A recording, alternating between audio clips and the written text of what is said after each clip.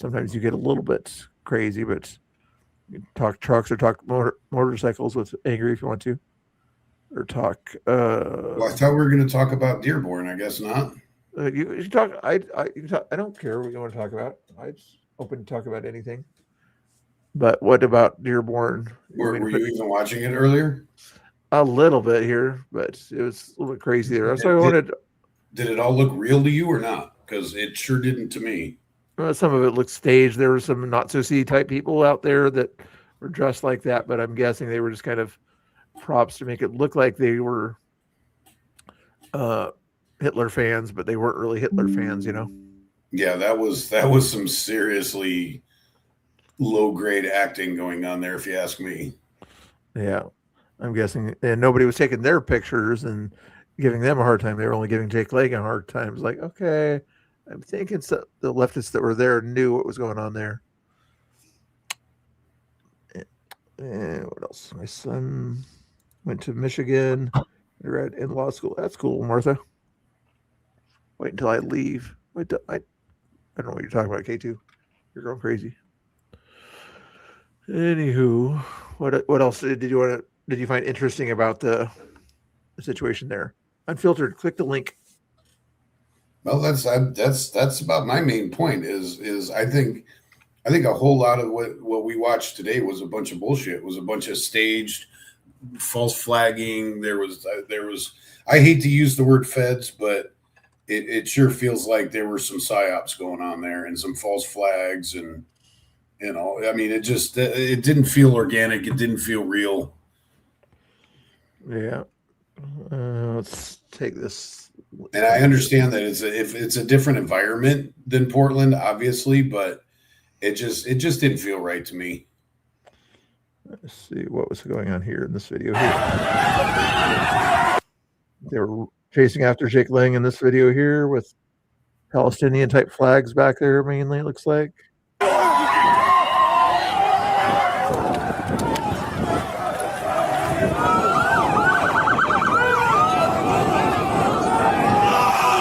And the police were kind of allowing them as long as they weren't gonna cause any Well, harm. that's the thing. You asked me earlier. You asked me what I thought about the cops. If you pay attention to a majority of that police force, they are these guys with the uniform on. You think so? You think? Oh, I know so. I watched it all day. But they took an oath to the city or county to uphold the law of the land. You mean a city that is pretty much taken over by Islam? But still, it is a city in the United States, and then I'm guessing Well, I'll tell these guys that they don't seem to understand that. Possibly, but same with Portland. Portland would sort of pick a certain side or whatever, and tell their cops to, we say is, Yeah, it is the same thing because we call them Cop Tifa. It's the same thing in Portland. Is that they're not there to be police officers? They're there to protect the radical left that City Hall sponsors. Yeah. Let's take the audio off here. You guys can watch what was going on here. Somebody stayed safe next to the cop car there, more or less. As the police person tells them to go away from the safe place. Interesting. You would think that being next to a police officer car would be safe. They keep having to back up and back up. And why are they covering their faces even though they weren't covered a few seconds ago? That's weird.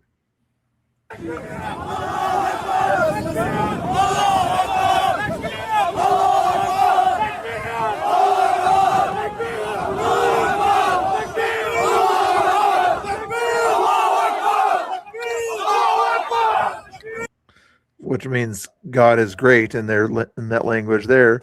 Why aren't the Christian people saying God is great also? They were. They're just not marching in a group up and down the street because it's the same. I basically see these are Middle Eastern Antifa. It's the same thing. And the thing that gets me is most of these youth here, they don't live Islam.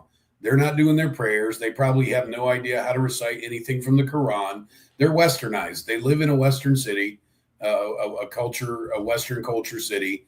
They live in America. They don't live Islam, but they're doing the same thing Antifa does. Is they want to go in the street and they want to bitch about America because it's trendy to be anti-American now, and they it's easier for them. Why are they flying a flag of another country that they obviously don't want to go back to? Yeah. Similar to, are you saying it's similar to the way people from Mexico and South America kind of still bring up certain flags whenever they're kind of protesting against? Yeah, why do you run around yelling Viva la Mexico with a big Mexican flag when you just risked your life to run from Mexico? How does that make any sense? I know. Like, look, my heritage, my parents and grandparents were there. Like, your parents and grandparents. Okay, I don't run around flying a Norwegian flag. I know, but my point is, rather than trying to point at the flag, just point at your parents and grandparents. They're probably standing right next to you, or they could be a phone call away. But you don't have to support the entire place where you came from to the degree where you're forgetting the safety of the country that you're currently in, and be privileged that you have that option right now. Look at their faces. Look at the smiles on all their faces. This is a game to them. They're doing it to get Instagram cred or whatever it takes. They're getting it to look trendy and cool. It's a game. They're all smiling. They're having fun. They're not serious. They're not militant. They're not, you know what I mean? This isn't a serious thing to them, but it doesn't have to be. The government is allowing them to do this, the government of that area. So they're just like the Portland government lets Antifa get away with it. These guys are down there partying in the middle of the damn street. They don't give two shits about ICE when it comes to brass tacks. They just want to have a street party and yell about something and pretend like they're virtue signaling. And that's what these guys are doing. This person thinks this here. I'm angry. I'm more of a get rid of the nuclear weapons from a country that's been saying repeatedly they want to destroy the big devil and the little devil governments of Israel and the United States. And they've continually have 60% enrichment on their nuclear weapons and have proved that they know how to fire missiles at countries nearby them, including Israel and U.S. bases nearby. So do you think we should just continue to allow that to happen over decades and decades? You think that's a good idea there, literally, or a bad idea? Well, here's the thing, and I'm going to be completely honest. Anybody who starts their thing with "you idiots," I'm not even going to interact with this person because I didn't start a war, and I've got nothing to do with Israel or Iran. So you want to call somebody "you idiots"? Yeah, you're kind of showing your own stupidity right there, to be 100% honest. Yeah, fool me once, fool me for decades. Yeah, they've been fooling the U.S. government for decades. Keep thinking that they're playing along with the Bush administration, Reagan administration, even for a long time. Finally, somebody decides to put their foot down, and then like, oh no, you put your foot down. That's costing unrest or something like that. Like, yeah, this has literally been going on since the 70s. This is not a new thing. This is not a Trump thing. Is there another video here? I think there. Oh, here we go. Same video. I believe they're going to cancel the 6:30 City Hall meeting because everybody's chimping the fuck out. They're chimping the fuck out. I don't have bananas. Chill out. I don't have bananas. Was this tonight? Was Nick there? Yeah, I'm kind of curious as to this little clip of film too. I'm not sure. I didn't see this happen live, so I don't know if this was today or not. I know he was at another protest with them or whatever a while ago, but let me just double check and see what. Something makes me believe that's an old one. Yeah, this is just kind of media that's I put together. Okay, never mind. But were there this many motorcycles? Oh God, do you want to get me started on this? You're the motorcycle guy. I'll mute that. But is that a real? I don't think there were that many motorcycle guys in that park. No. You know what this probably is? This is probably a veterans memorial ride, or if it's not AI in the first place, yeah. I can't tell from this. I haven't investigated it enough. But this is not anywhere near Dearborn, Michigan, and it never will be. Yeah, we could say plus They don't even get rides like this for Sturgis or Daytona. This is probably the only time I've seen this many bikes at one time was the Days of Thunder in Washington, D.C. Yeah. Or Rolling Thunder, I'm sorry. Rolling Thunder during Memorial Day weekend when they go by Arlington for Veterans Memorial in Washington, D.C. That's the only time I've seen that many bikes all at once. Yeah. Let's see, look at the latest. Okay, that one we saw. All this, everybody fell for the hype. And all this biker stuff has been hyped so bad over the last week. Yeah. And it's hilarious to me. No, there's no. When was the last time, like you say, that you don't get the big groups of bikers at hardly any event? At that Salem event that you couldn't make it to, that I made it to, what, 20 guys showed up or something like that one? Still enough to scare because club bikers, Pooey, how do I spit it out now? Bikers that are in clubs do not want that kind of attention. Bikers in clubs do not discuss politics, at least on a club level. So all of this hype about a whole bunch of clubs coming from Sturgis and whatever to get in the middle of this Dearborn stuff was BS from the very beginning.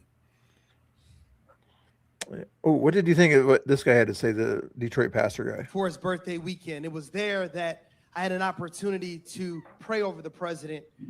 And it was at that moment that he told me I would pray at the inauguration and I would be able to preach at the rededication. The reason why I'm here today, because Dearborn, in all of your prosperity and everything that you've done, the spirit of Hubbard is still in this city. The spirit of racism still dwells in this city. This is a city that has prospered with your mosque and your call to prayer, but yet it's on the back of my people. It's on the back of Black people that we have funded everything you do. You look down on us. Your police enact injustice on us. And when Jake Lane talked about Jesus, he was assaulted because you are not up under American law. I am reading my chat. It's right here. Tell Ingrid to read his chat. Oh, this one here, is that what you're talking about? Isn't my chat in here too? Let me look. Right there is the one that it's probably he's talking about. Or is he talking about this one? I don't know. I know our chats are connected, so my chat is in here. Yeah, just that linking thing. I put it on the screen there for you. At least one thing that he was probably referring to. That's not near Dearborn. The highway, nice, and I-84 is only 3 lanes. It's Muslims mixed with communists. Blah blah blah blah blah blah blah. There we go. But yeah, whenever you see that little linky thing or whatever, that means it's yours. Sharia law. That is the reason why you have made no arrest. You laugh. You are 3 generations of racism in this very city. You know it. You have seen what has happened in this city. And it is my people that have funded you. It's my people that made sure that you have what you had. And you spit on us, you degrade us, but you're only 1% of this nation. We are not a nation of Muslims. We are a nation of Christians. We are one nation under God, indivisible, the God of the Bible, the God of the Lord Jesus Christ. That's the God in whom we serve. I want you to prove to me we're not up under Sharia law. Will you denounce, Councilman O'Reilly, will you denounce Sharia law? Will you denounce Sharia law? Will you I know you won't. Will you denounce Sharia law? Abraham, you went to Hillsdale. Will you Conservative college. renounce Sharia law? Will you renounce Sharia law? America, we have lost this city. This is a city that is no longer up under American laws. We are up under Sharia law, and we will not have it anymore. Remaining. Enough is enough. Trying to see. One. Now, see, I'm all for that guy. 3. He sounds like a local. He sounds like he's fighting for his own neighborhood. I'm all for that.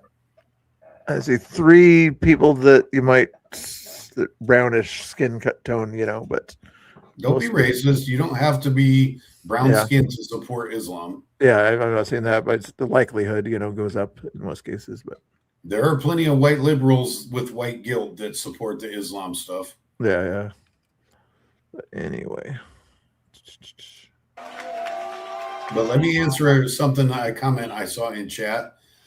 Somebody said that the Hells Angels left Sturgis in a hurry. Do you guys realize that everybody left Sturgis in a hurry because they've had tornado threats there the last 2 days? that's what it was. Okay, I was wondering what I keep. And Sturgis sucked this year, but beside that, they've literally. I watched Storm Chasers in Rapid City last night and this morning. They've had tornado threats there for the last 2 days. The weather sucked, and Sturgis is becoming just nothing but a giant sales pitch for all kinds of crap. I mean, it's not Sturgis like it used to be, and people are getting tired of it. Interesting. It was down like 25% this year or something. Bring what into my show? What did I bring into my show?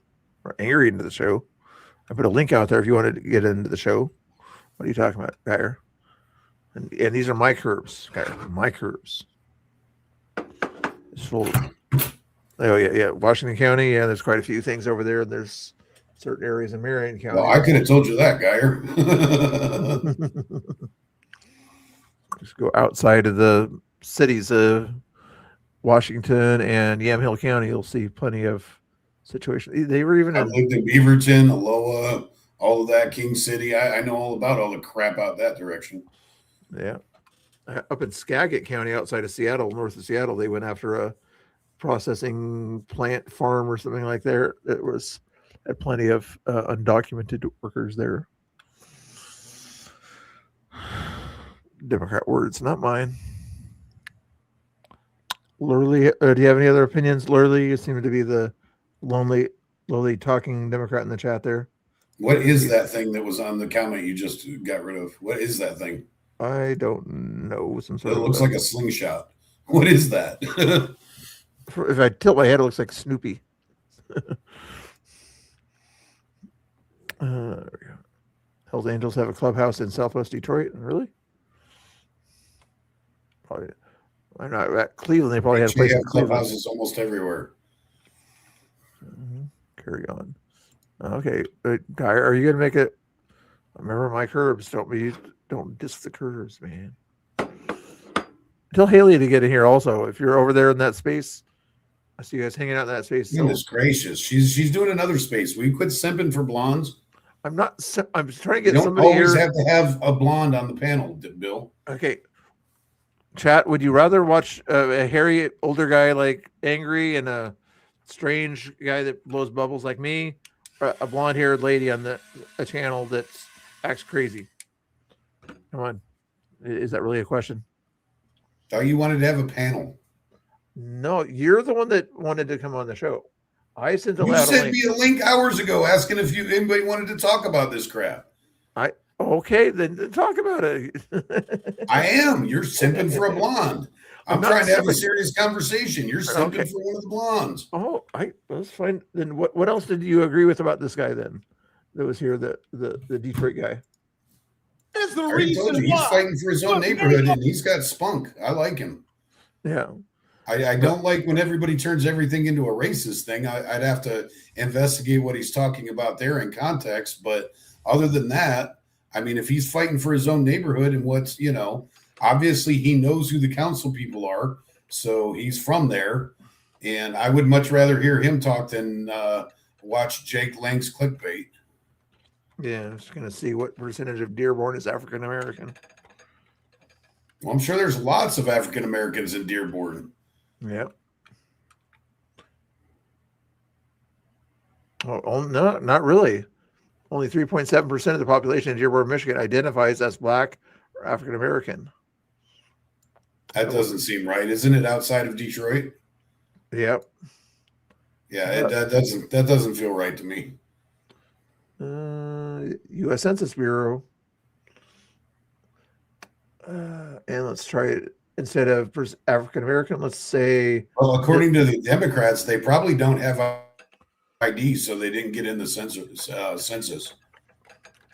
we'll say Middle Eastern. According to the Democrats, black people don't have ID, so they can't vote if you make a voter ID. Yeah, approximately 54.5% of the residents in Dearborn, Michigan, identify as having Middle Eastern or Northern African ancestry, making it the first Arab majority city in the United States. And somebody in chat said that they didn't take over Dearborn. Read that stat again, please, Bill. I'll read the different part of it here. Total population about 60,000 out of Dearborn's 110,000 residents identify as Middle Eastern origin. Okay. The largest communities trace their heritage to Lebanon and Yemen, followed by significant populations from Iraq, Palestine, and Syria. Hey, Bill, do you ever watch Pastor Gino on BCP's channel? Once in a while. And read it again. Read it again.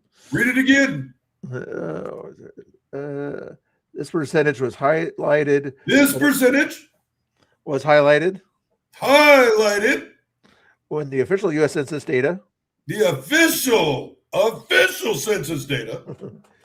Come on, read it. Let's go back to the original. Approximately. Do I do a good Pastor Gino? Not bad, not bad. 55% of the residents identified as Middle Eastern. Yeah, that's a good question. Jeannie just said, when are those census stats? Is that like 2024? Fox, Chicago. Let's go back to this other thing here. Oh, there's that link. Wikipedia. Demographics. Nicholas, why are you being so confrontational? Don't tell me to get a map. I just told you it was right by Detroit, didn't I? So you're yelling at me for something that we're agreeing on. 2020, it looks like. I guess those are 2024 numbers, but I could be wrong. I'm trying to see here. Let's see. Let's go.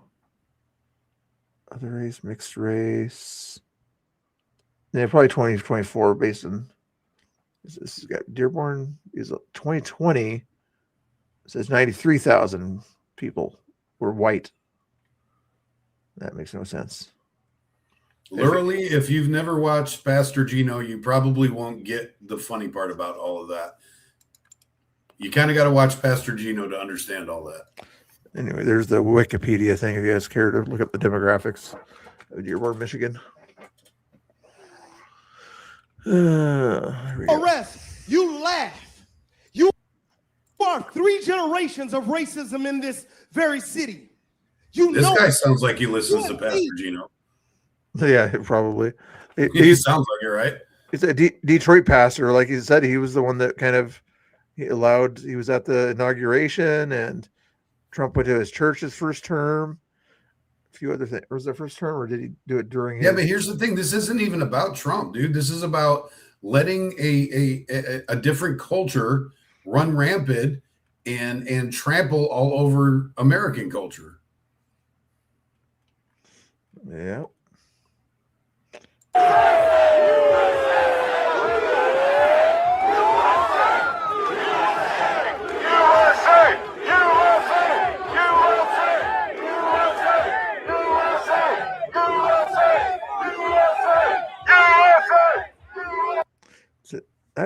I was wondering, was some of that crowd were the rioters and the patriots around him at that point? They're not all the people surrounding Jake Lang were the leftists or Muslims. No, they did not do the cops did not do a very good job of keeping the sides separate. I will tell you that. I watched all day, and they were intermingling everywhere. The cops did not split them up like they do here in Portland. Yeah. You saw because most of the TikTokers or whatever were right inside that area there that were not journalists. Obviously, they were just kind of guys with phones out there. Then there was citizen journalists. Yeah. Craziness. And that was probably right in the middle of the park. You see the big flagpole right there. Was that the City Hall flagpole or is that the park flagpole? Not sure.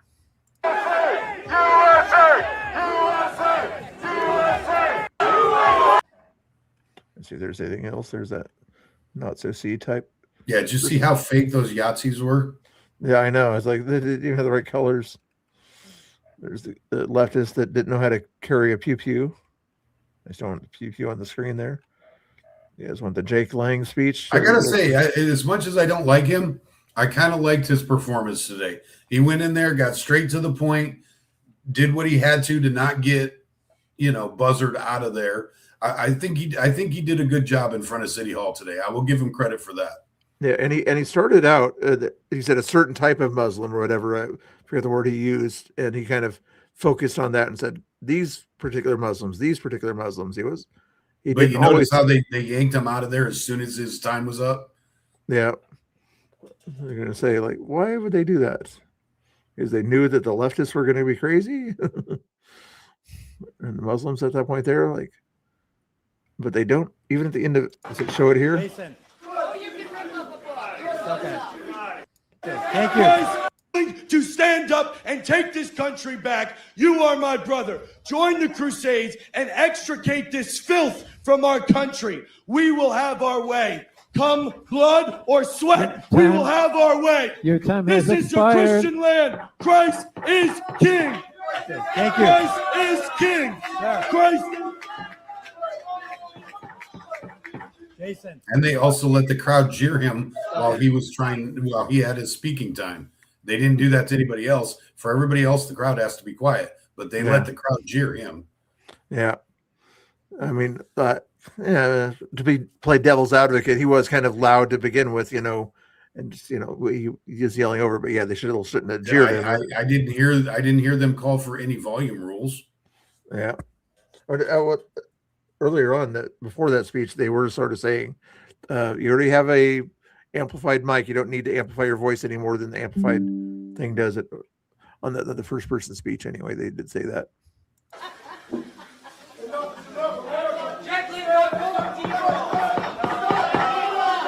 Mr. Bones, Jake is Jewish by heritage, but I don't think he truly adheres to Judaism by any way, shape, or form. But apparently, he does have Jewish blood in it, probably from his parents or whatever. True. All right. For now, Angry's going to take over here since he's a smart guy, and I'm going to go get something to eat or go to the restroom. So, what am I taking over? Talk about whatever is on your mind, whether it be Dearborn, keep it TOS friendly, or talk about Mr. Prickly's good looks, or whatever you want to do. I'll be back in a little while. Don't. If you hear a phone call noise, actually, you won't hear a phone call noise. I can't do anything about it. It's not my phone. I know. I killed the app, so there we go. Yeah, Raw, you were talking about that on your stream earlier that they were so fake, dude. Because here's the deal: if it's real neo Yahtzees, they're not going to sit there and side with the Muslim kids. They're not going to like those brown kids no matter what. And it's not, we were talking about the enemy of my enemy is my friend. In that case, I don't think it would have applied because neo-Nazis, they'll just go there and fight with everybody. They don't care. Unless you're one of them, you're the enemy. And everyone that I've encountered, every group that I know, that I've known throughout the years, they don't give a shit. If they're outnumbered 500 to 10, they're still going to stand on their own. Otherwise, they can't go back and face their buddies on the way home or later on at the clubhouse or wherever they're meeting. So there's no way a real neo-Yahtzee group would have stood there and been like, we support the IRGC. There's no way real ones would have done that. I think it was a false flag. I think, some people are theorizing that it was like the SPLC or something like that. I don't know who did it, but I know that it was everything about that felt not real to me. Everything about that felt really badly staged.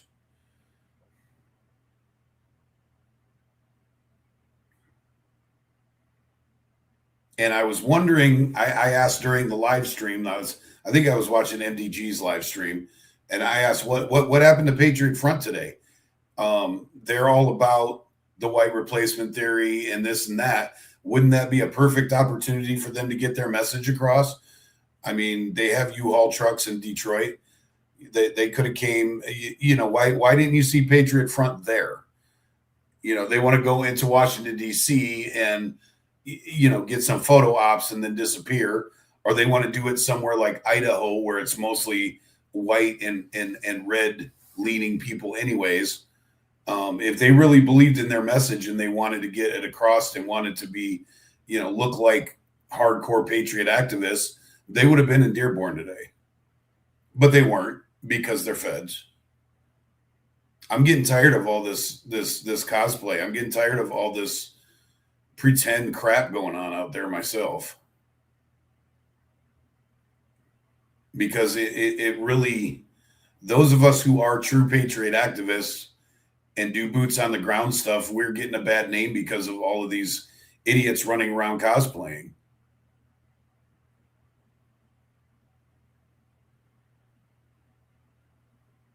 We are literally looking at a sock. Yeah, don't get me started on that, Lurley. You and I are going to agree on that one. That thing can just go away and get off the screen, or go this way. Go away, get off the screen as far as I'm concerned. I can't stand his little cactus puppet thing. At least put a hat on it or something so it doesn't look like a toy that isn't supposed to be shown on screen. I think most of the prominent right-wing group, well, I wouldn't say most, but there are some out there, Mr. Bones. Like I said, I've been doing this for a long time. I know a lot of these prominent groups.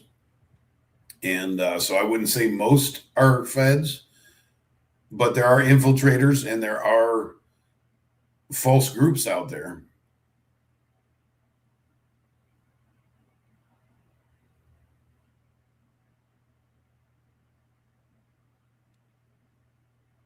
Well, I don't know why you want a massage, Martha, but I'm with you on that. I could use one too. I don't know what made you want one, but I kind of want one too.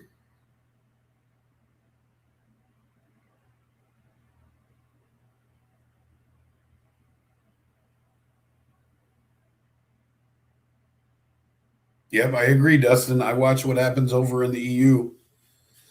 And it's not just England. I mean, we all see what happens in the south of Spain a couple weeks ago. But there's a lot of countries that are dealing with it, and the EU wants to let it happen because they have backdoor global, geopolitical stuff going on. Why are you so hung up on my beard, Martha?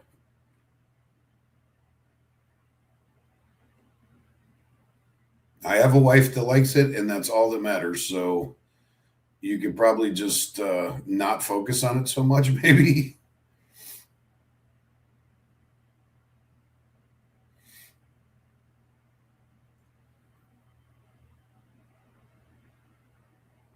Yes, there are infiltrators in patriot groups. We try to weed them out.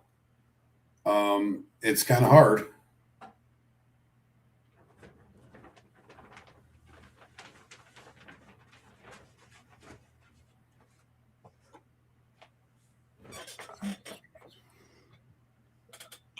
Are they behaving themselves? For the most part. The most real anonymous person. Is that what it is, Robbie? Does Martha want a scraggly beard like mine?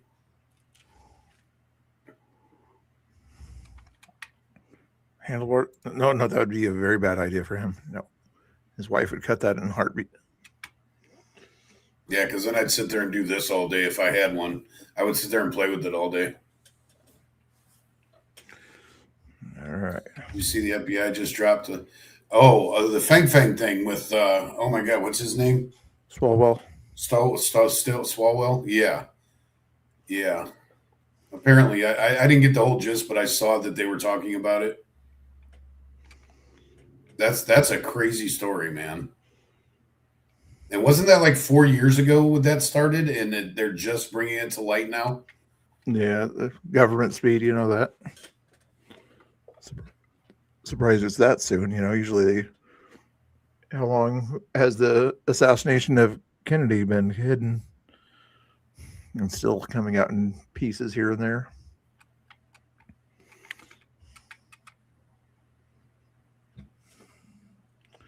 What else do you guys want to chat about in the chat? You guys getting tired of the Dearborn thing? What else is on your minds? You know what I can Apparently, do? we're talking here? about Swallow. I'm gonna go sneak in on another chat over here, if you guys don't mind here. See what conspirators chatting about over here. There is this thing here. Are you talking about that crazy space over there? I haven't I'm even not played sure what it they're. yet. I'm just going to find out if it's interesting. It's another one of those, like, what was the last one they had? Oh, Manny's over there too. Forget What was it. the last one they had where it was like they invited everybody in so we could fight with each other? Yeah, sure. But I'm probably not going to play that anymore. I'm probably going to try because it's one, and That's your so mom. I do want to be in my bed with my eyes closed, falling asleep by Told you. 3 at the very latest. Even Chris is over At there the very listening to it. latest, because He's running out of content too. Wednesdays He's is when probably we have our restreaming it just like you are. Yeah. family friend that comes and visits, and she gets here about 10:30 a.m. And so I'd like to get more than 4 hours of sleep before she comes. Yeah, shut up, Manny. We'll see, right? Yeah. I know. I know myself. Mhm. No, I'm gonna try. What you I'm not crying ignoring for? you. Okay, two. What are you talking about? Because I suck. Whose spaces? Conspirator spaces are sometimes cool. Geyer gets a little annoying sometimes, but it's to be expected. Oh, that's where Geyer is. Yeah, I really. Turbulence, brother. How many people are in there? Let me Oh, look online. you get 8 plus whatever you see motion there. sickness or anything like that in Like the 40. air? No, I'm just breathing slowly. No, it doesn't matter. There. Let me off camera for now. It can be spooky though, huh?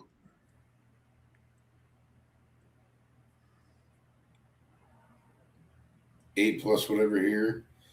12, 16, 20, 24. It's like less than 30 people in there. Make some other people Yeah. wrong. They don't have a crazy enough name to it, you know, that says crash out or something like that. Force them to Scorched Earth. What did he say?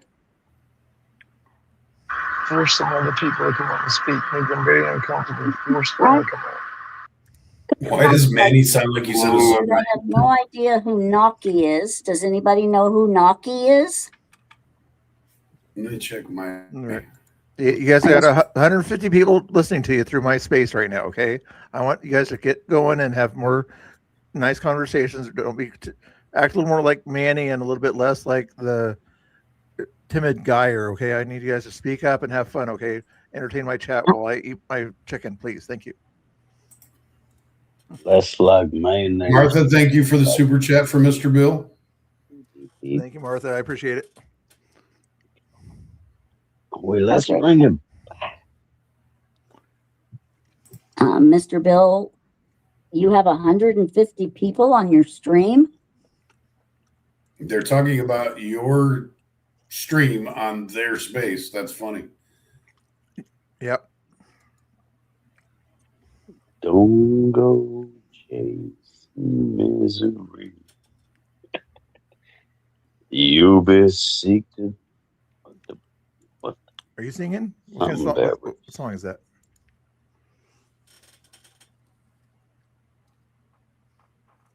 What a, what a Baba, shit show. Baba So- Booey. So I just heard from my dad. He just got to this hotel that's like fucking whatever. The flight leaves at 5. It's like 2 something in the fucking morning. He said, well, I told the cab driver to drop me off to fucking pick me back up at 4:15. I was like, Dad, 4:15? Your flight leaves at 5. You ain't gonna make that fucking flight. That'll be about the time you're boarding the fucking flight. Like, You might as well have stayed there. What the fuck? So yeah, I was like, you better call these motherfuckers or something and see. I said, you got to like fucking 11 o'clock probably is your checkout time. Like, Who the hell's talking? you would have been better off just staying there. He's like, oh, I'm fucking old. I'm old and I'm tired. My back hurts. And I need a cigarette. Don't get Who the fuck is that? Hey, Manny, did you land already, or are you still in the air? I am in the air. It looks like we have about an hour and a half left. A little over halfway across the country. So, Nice. You gotta be careful in that.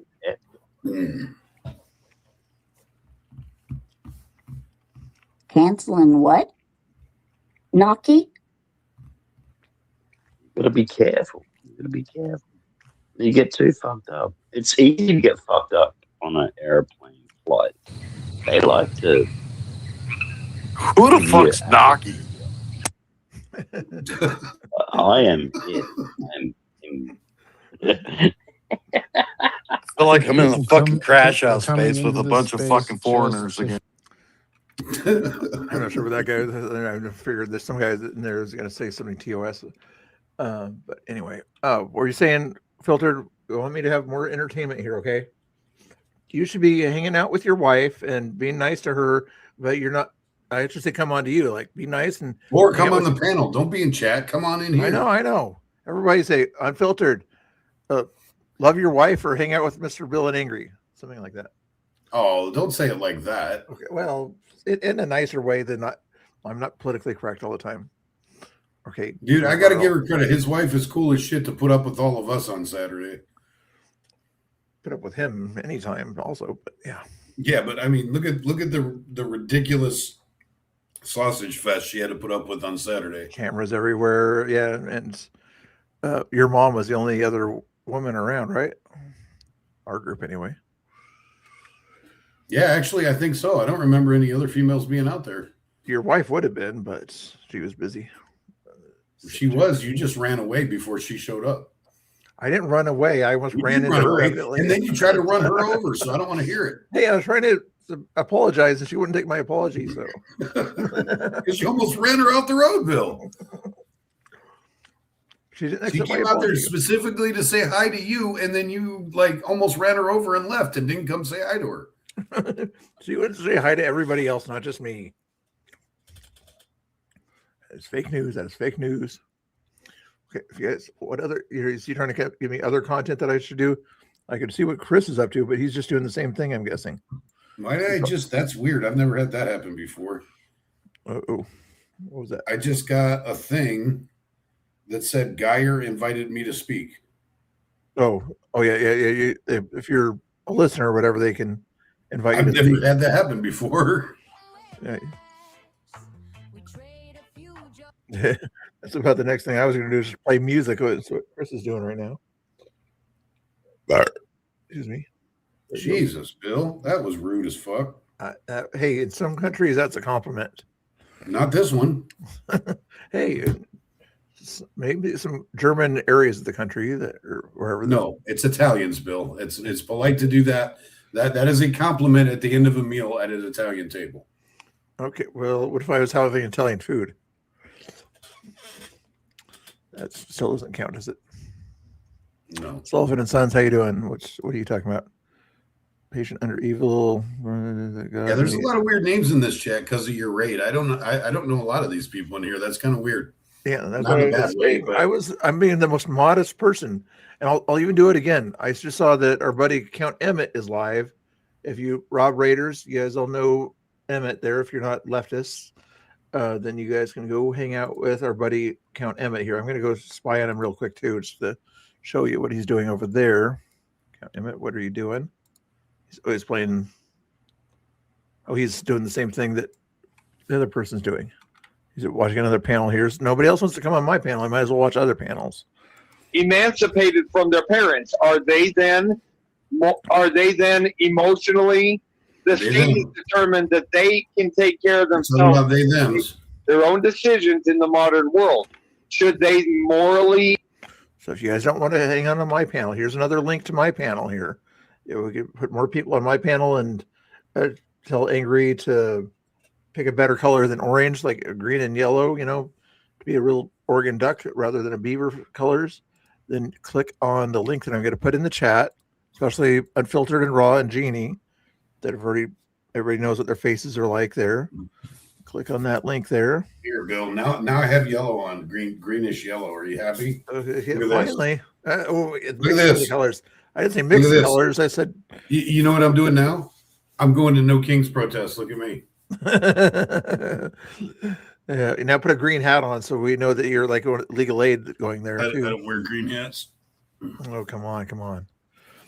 Robbie's no beavers, Robbie. They are not allowed on this channel. Green hats are for losers. Well, for those types. Oh, and he's going to say that you should go up. Okay, so come on in together or whatever, and you guys can talk about houses or something like that. I don't know. So Jeannie got her in her new house. So oh yeah, that's right, huh? Yeah, I forgot about that.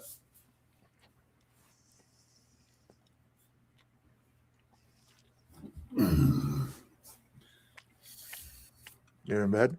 She's in bed. That never stops Bill. Turn the camera off. Bill thinks that's the new greatest thing is to live stream from in bed. And snore. People love it. People love it. Come on now. I think it's kind of creepy, but still. Hey, I go off camera. Or I do now anyway.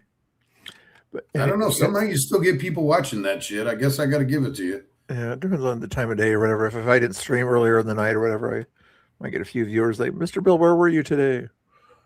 Oh, here's the link though. If you guys, Rob Raider type people, like if you guys want something else to watch besides my crazy stream here, go watch Emmett and see familiar people over there. The reason Avarice isn't still in here is because he's over there in that chat there, or unless he's watching me on his phone. I don't know. You see him in the bottom, the left-hand corner of that screen there. That is his channel. Go tell him Mr. Bill's sending you a ghetto raid if you do go over there, okay? And I'll check his chat real quick. All right, give me a second, Bill. I got to go walk around for a minute. Okay, go over there, give him a ghetto raid, okay? Go hang out. If you guys are from the Rob raid, go tell him Mr. Bill's sending you some love over there. I might send you them. Should I give the raids when I'm done streaming to Emmett or AVG because of the Rob raid? A lot of you guys, or should I give it to Chris, which is kind of part of my community? That's a tough call. That's why I'm telling everybody who wants to go to these channels, go over there and hang out with them. Okay, so if you guys aren't going to go over there, then I'm going to send you to a raid where the Rob raid people may not know so much or something like that, called Chris and Danny Show. When I'm done here, it's 1 o'clock. Why am I still live anyway?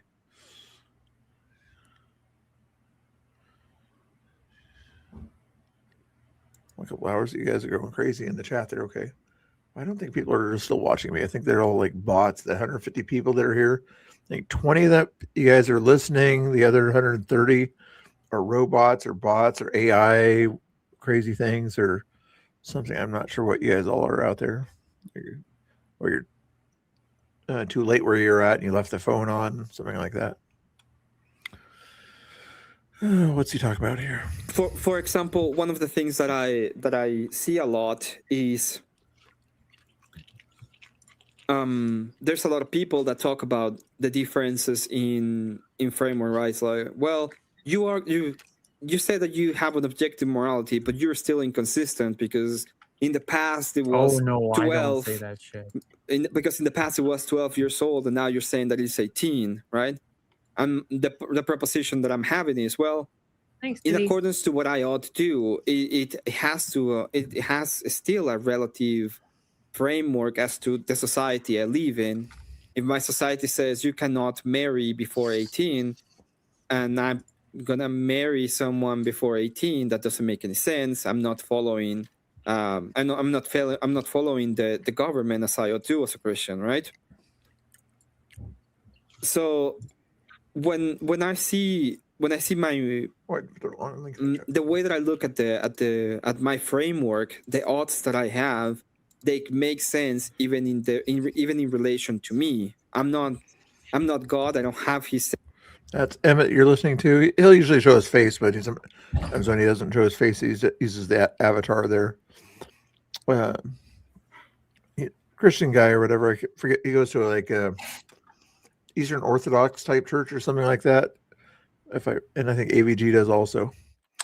I'm not sure about Avarice on his religion. The other Long Haul Nate's kind of a nice guy. He just kind of goes to different people. And K2 knows Long Haul Nate. Are you in my chat, K2, or are you in his chat?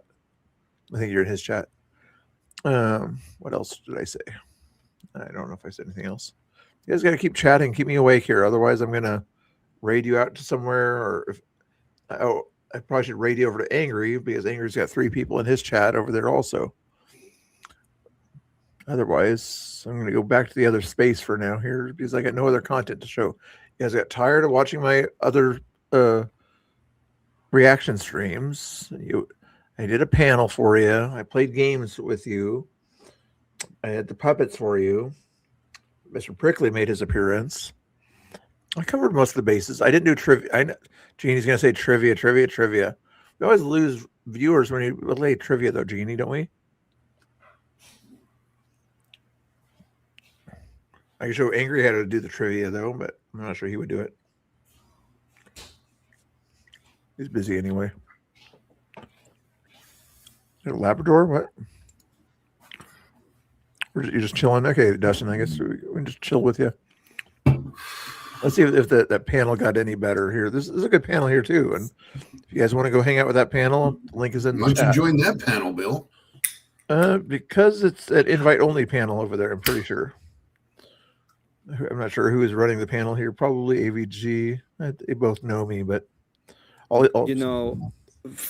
Probably fall in love with that person, do what is needed to do so that we are compatible, so that we have our needs. It is a StreamYard panel too, by the way. But Phil doesn't get the panel ID. I get the panel ID. What don't I get about the panel ID? I've got a panel. I got 2 people on the panel right now. What do I not get about the panel here? Okay. We used to have panels all the time, Bill. I know, and I put the link to all the streamers. They could have came up here. Whatever happened? You fighting with BCP now? You haven't talked to him in a while. He's still in that panel there. I'm not fighting with him. He was mad at me the other day or something like that. What did I? When we were hanging out at the restaurant together, me, Haley, Christiane, or whatever. And it was the middle of the fire season when Spokane was there, and it was Serena's birthday or something like that too. So I just decided to call him. He got mad. Like, you only called me because you want drama. Like, no, I called you because some of your friends are right here, and I thought you might want to wish Serena a happy birthday or something like that. And he got real. What drama was BCP in? I don't know if it was not so much drama, but he thought I was getting too involved in the wrong crowd or something like that. I don't know if that was his exact words, but anyway, I'll go watch it all the time too. That's why I would call him right now, but I think he would yell at me again or something like that. So I don't want him. You can call him for me if you want to. That's 1 o'clock. I'm not calling him at 1 o'clock in the morning. So yeah, there we go. Mr. Bill is getting. If he wants to talk to me at 1 o'clock in the morning, he'll text me.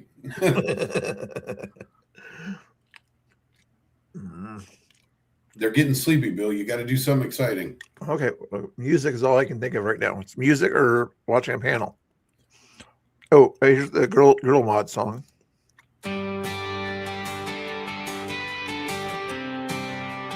I haven't seen Brit today, have I?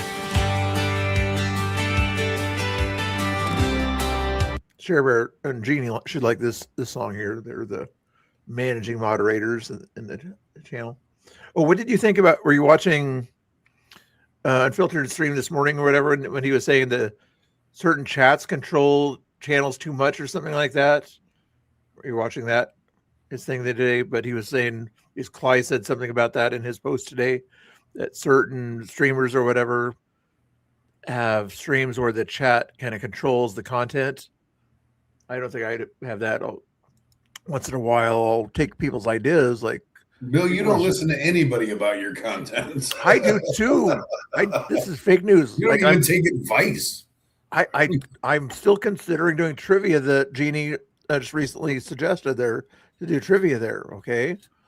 So sometimes if I see the history trivia guy, Connor, I'll ask him to do trivia just to make everybody happy if I don't want to do the trivia game or something like that. So I take people's advice. I think there's got to be a good balance. I think I've struck a good balance with my chat. Like they don't usually tell me what to do, but I will ask them from time to time if I'm 50-50 on a subject or something like that. I'll bring it up and let them vote, let them tell me what they'd rather talk about or whatnot. But there are some channels out there that do nothing but cater to their chat. And I don't know. That's their thing, I guess. I don't know. I'm kind of over the whole inter-chat drama that anytime somebody's in, like, say, your chat or my chat, they want to talk about Clyde's chat or Unfiltered's chat, and I'm like, you're in my show to watch what we got going on over here. If you want to talk about Unfiltered's chat, go do it in Unfiltered's chat, Yeah. In some cases, whatever, if the people know that I'm also interested in some drama thing they might be talking about or some other things like that. Like, I didn't know about the Dearborn, Michigan thing until somebody in my chat said Dearborn's going off. Like, what was going on in Dearborn? I didn't know about it. And then, the motorcycle thing so I watched it for a little bit today, but that kind of stuff. But see, that's bringing up topics and giving us leads, I guess you could say. Yeah. And that I appreciate a lot.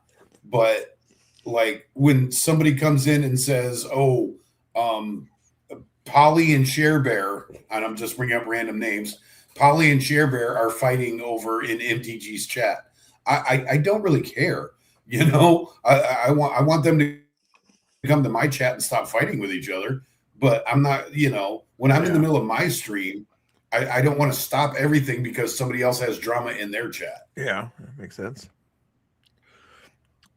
But again, since I'm the nicest guy in the world and everything, I'm still going to give people in my chat that like panel versus about marriage or whatever they're talking about there the opportunity. I'd still rather have you at my chat.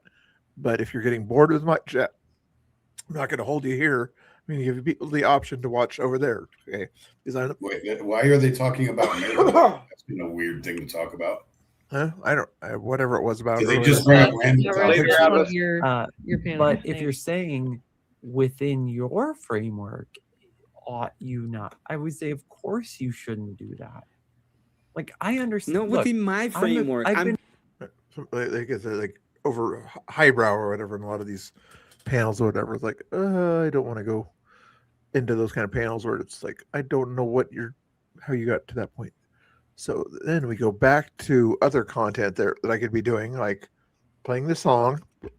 Chat, I'll let you guys decide. Or we could bring up an interesting topic.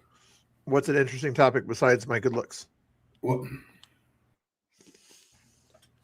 when you say that like it's not true. What do you think about the Hassan shit coming up? Well, that is coming up in a few days there. Yeah, I think it's this weekend. Sunday, I think they haven't canceled. They canceled Seattle for some reason.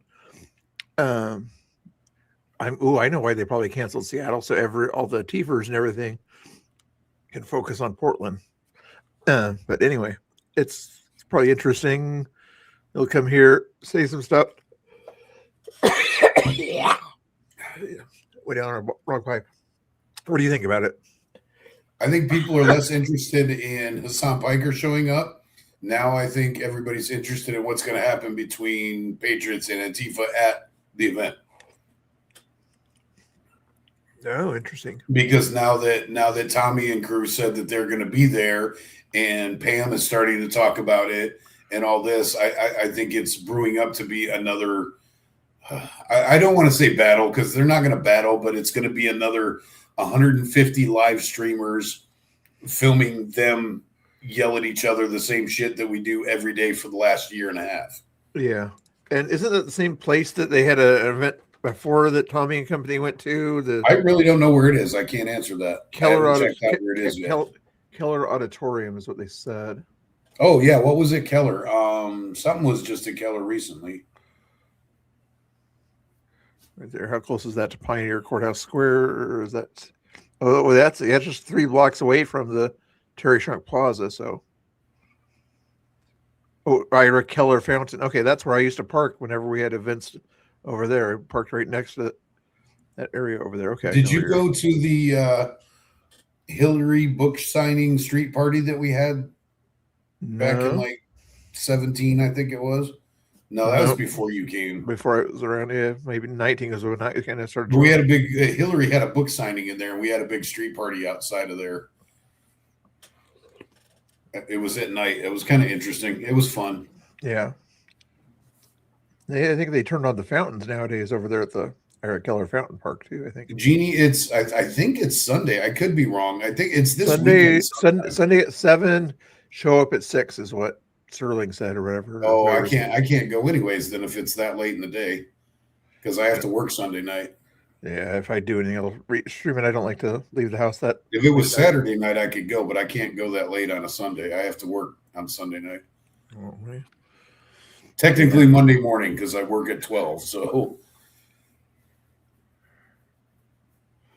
you know what? We wouldn't have to rely on China for rare earths if Denmark was nice enough to kind of share Greenland with us a little bit more, so that we could sort of invest in that area for all the rare earths they have there. But no, you say no. Denmark needs to have their own land, and even though they're not doing anything about getting the rare earths out of there, bunch of liberals. Sorry, just change the subject. But yeah, Hassan Piker. Pam was saying in her space the other day, or had some person she was recording and playing back saying, hang on, I got to disappear. I'll be right back. Saying a lot of us out of context. His crazy stuff about 9/11 and lynching and things like that was out of context. Do you think it was out of context? I can understand the dog thing or whatever that he was doing there could be debatable because he never really saw his hand on the thing. Unfiltered and Raw has different opinions on that, but he won't come up here and debate his opinions on the dog thing with Hassan Piker. But I don't know. I don't think there's. You think guy like Geyer says he shocked the dog, but there's no proof. Geyer, you got to show me your receipts. I know it definitely looked like it would have been something like that, but yeah, he's a coward type person. Let's go back to your space over there, Geyer. What were you talking about? Was that getting boring in that space over there? The other thing over here is Conspirator still over there. Oops, why did it not show up there? Gotta go back to the other side. There's Conspirators over there. You guy, excuse me. Tinkerton's over there. Oh, it might be a little bit of talking going on. Maybe keep it TOS friendly though. You know, hi, your mom. Yeah, good times. Yeah, doing life stuff. It better be a 57 Chevy stepside. 59 Comanche. Go look at my page. You'll even see my new action figures I got out. Yeah, I'm not a big fan of him at all. Just want to see what we're looking at there. It's blue. I put the motor in it. Then today I put the front clip on it. Then I took the bed off of it. Now I'm ready to C-notch the frame and put airbags on it. True enough. Oh, now Unfiltered shows I'm up. probably an idiot when it comes down to cars, but there we go. Now we got somebody else in the chat. Let's see what he's got opinions about the dog show here. Geyer, you guys share your opinions about Unfiltered here. Ooh, let's put these guys on top of me at the bottom here. I'm back. Oh, who we got? We got Unfiltered in here. There we go. Good Lord. He's got tired of seeing me, so. Well, I figured if you give me a second, I think I should explain to those that are not regulars. I just realized there's a bunch of people in here that aren't our regular crowd. And you may not know, I'm at work, so that's why I keep having to disappear. Every once in a while, I actually have to do my job.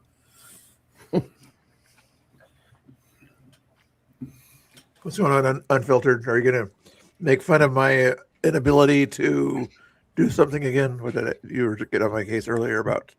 I forget what it was. Well, I was sitting there reading and had this kind of on my TV, and it was boring the living hell out of me. And I was about to turn you off about 50 different times, and I just couldn't resist. Oh, my goodness. Couldn't resist. So I said, you know what? I'm going to come on and make it a little more entertaining for you, Mr. Bill.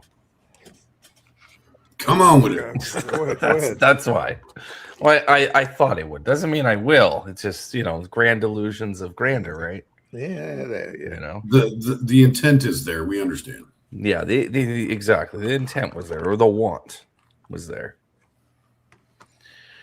And I forgot why I jumped on. There was a topic you were talking about, and my mind's kind of going blank now. I ate a cookie and the dog. Probably the dog. The shocking of the dog that you were getting on your stream about the other day. So, or you talking about Pam space or whatever, wasn't it you that was all over that? It was obvious that the dog got shocked or something like that. I'm not sure if that's what you came on talking about. I don't remember you talking about that before I got on, but if that's what it is, yeah. So talking about Pam Queefa space. Yeah. Yeah, she's batshit crazy. So she calls him Handsome Piker, like handsome. She thinks he's good looking. She's like, we need a lot more of him. But yeah, so she's like, she doesn't know anything about him. She like, literally does not. She said she doesn't know anything about him, and then she turns around and says, "We need more of him." Yeah, we need more of them, more communists. And what's funny, she's always like, we need receipts, show the receipts. So I'm dropping stuff in the purple pill, and Mike's looking at it. So I at least got Spider Mike to go from it's a bunch of bullshit to maybe he did shock the dog, because I video. It's obvious he shocked the dog. Then it turned into it's fake, or maybe he did shock the dog, or this and that. It's a spin job. Oh yeah, she said we fabricated that video. It's all fake. And then the topic where she left off was we need a lot more of him, Handsome Piker, right?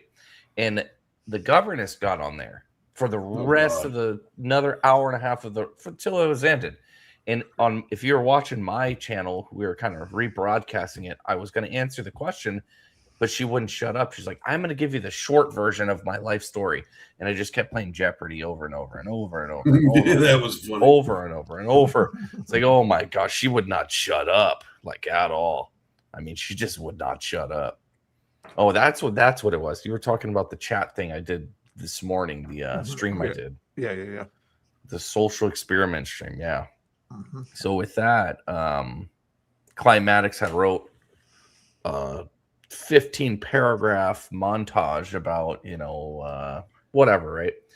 But there's like a little kernel of truth in there that I was like talking about. I spent an hour on it. And it was about how the chat could be toxic, or how big channels, if they let the chat kind of dictate, control, they won't move to the next level, kind of thing. That's kind of what I was focused on, and there's a lot of truth to it.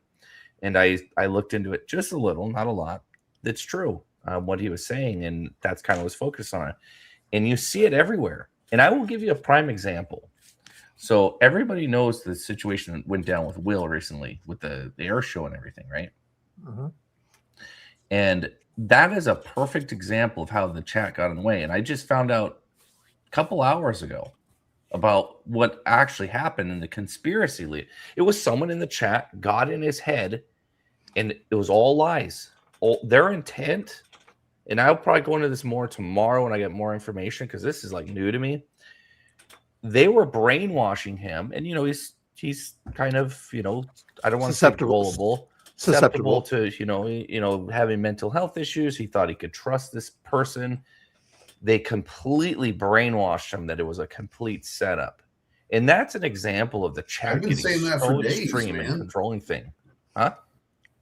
I've been saying that for days that chat got to him. I even told him that's that. what it is. Stop paying attention to that crap.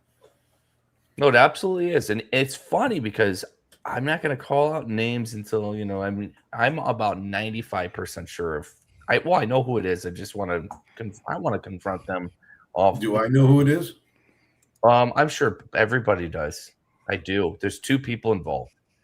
I have my People theory. that were heavily involved, and one of them is in that space that you're just listening to, and another one is someone that we all do. And both of them are basically people we know. And I think their objective was they did not want Will to have any. They want to keep him on the path he was on, not interacting with people, and they're people that he may have done dirty in the past and maybe made amends, but they wanted to basically attack him. And I saw enough proof to be like, holy shit. I saw enough from my own eyes that, you know, he, regardless of what he showed me, I'm not going to share it, but enough proof to say, wow, there is actually people out there that went through the lengths to befriend him, build his trust, and just fucking flat out lied. Excuse my language, but freaking lied to him to cause the issue that happened. And it was all bullshit. It was all bullshit. And that's an extension of the chat getting so involved with, like, the streamer will say, or in his case, Tim, that it has real life consequences. And it's kind of ridiculous. And you know what? I want to talk to the two people first. But yeah, both of them just, they're low lives. I mean, for what they did, it's really crazy.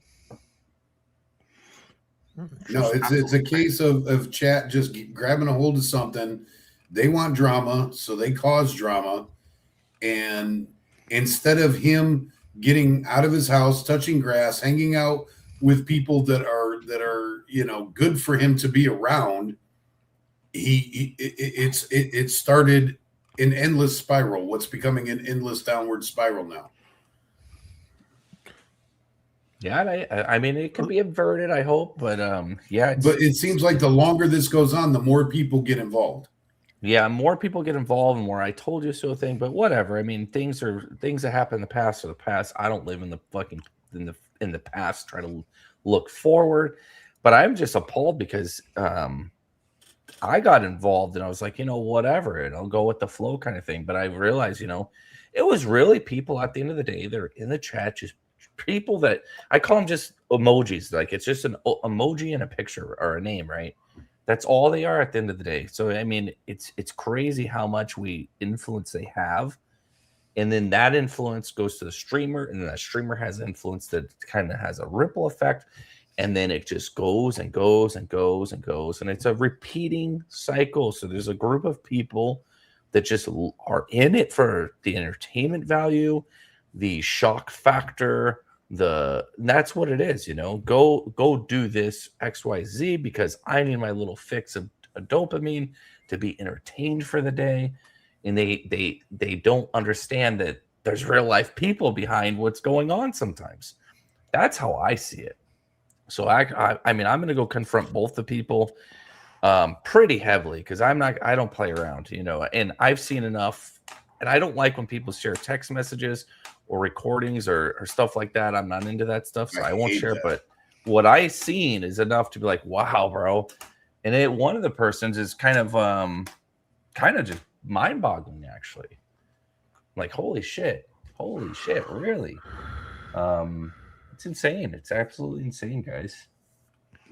Interesting. Chat wants you to tell, but I know you're not going to tell. Yeah, no. I want you to tell, but I know why you're not. Because Angry has his suspicions too of a certain chatter, I think, about. Well, it's somebody that's still continuing the situation and has advertised themselves all day as a major character in this. And yeah. No, there's a group of people, but there's two main ones. We'll just say two main ones that are the main. I wouldn't say decision makers, but the main ones. But there's a group of them, and I was told about this group. And basically, there was these idiots are so dumb. They don't even know everybody, so they're in some X space talking about it, plotting, planning kind of situation, not realizing that other people may not be, you know, so attuned to what they're wanting to do, right? So I mean, I have all the screenshots and everything, like even of the group of people that were kind of involved in kind of all of it. And it actually started probably a day or two after I was like, hey, you know, I reached out to him. I was like, I'm going to hook you up with a laptop. It literally started right after that. Right after that. So they were like, we're out to get him, kind of thing. But whatever, it is what it is. But yeah, 2 people. It's like, wow, I'm very. One of them I don't know too well, but I've spoke to. But the other one, yeah, I went to bat for them very recently too, very heavily too. So I was just kind of blown away. But oh well, I'll go on the sideline and take care of it, and whatever it is, what it is. I hope they at least do what's right, apologize to the right people. But I don't care for apologies. Well, I said this. I don't know why, but yesterday, or I guess it would be 2 days ago for you guys, but yesterday for me. Anyways, I'm going to say Monday. I don't even know what day it is now. I think it's Wednesday. So Monday, for some reason, I got caught up in spaces. I woke up to one, and then I ended up in like 3 spaces that day somehow. It was really weird. But in one of them, I was like, I went off, and it's hard to say this without sounding like I'm whining. But I was just like, people in the YouTubeosphere, or whatever you want to call it, in the internet world, in the chat world out here, need to understand that we're real people, and this shit has real world consequences for us sometimes. A lot of times it just seems like harmless internet crap and who cares and yada yada. But and people are talking weird about the fact that you're defending Will, whatever. All I'm saying, Will is a person. He's not just a character on a show. He's a real life freaking person. What are you doing, Bill? It's trying to give that was weird. Trying to give them something to look at, rather than just looking at. Unfiltered is a person. I'm a person. Bill is a person. To most people, in this sphere, we're just characters in a giant reality show. But a lot of this stuff has real life consequences, can have real life consequences if we don't head it off at the pass. And, a lot of times, like my wife is involved in this heavily now. She decided she wants to start streaming. She's tired of sitting on the sidelines. So now when all this shit goes down, my wife is going to be involved in it. And then that's going to get me fired up. And it could turn into some really bad shit in a hurry, because people don't care, because all people are, like you said, all they're worried about is their dopamine rush. And they don't look at us as real people. And it can, I've seen it become really dangerous. Because when we're doing this crap in our chat and doing the drama thing and everything like that, it's just as bad as the propaganda that the left spread amongst themselves. True. The only thing is the left does it to us. We're doing it to each other. Right. And that makes it even worse. Yeah, it's just bad all this shit. infighting that I see go on in the right-wing circles is most of it is online internet bullshit, because all of us get along when we all meet together, and then some bullshit starts in a chat, some bullshit starts in an X space, somebody posts something on X or something like that, and then all of a sudden 15 people that got along 2 weeks ago are all fighting with each other. Yeah, and some of us have honest to God real friendships. Some of us, some of us aren't just internet acquaintances. Some of us have developed real relationships with each other, and we're friends and we care about each other. And then this internet crack gets in the way, and it's extremely frustrating, because it hasn't happened a whole lot to me. This Will situation is the first one that I've really been personally involved with. I've sat on the sidelines and watched most of it.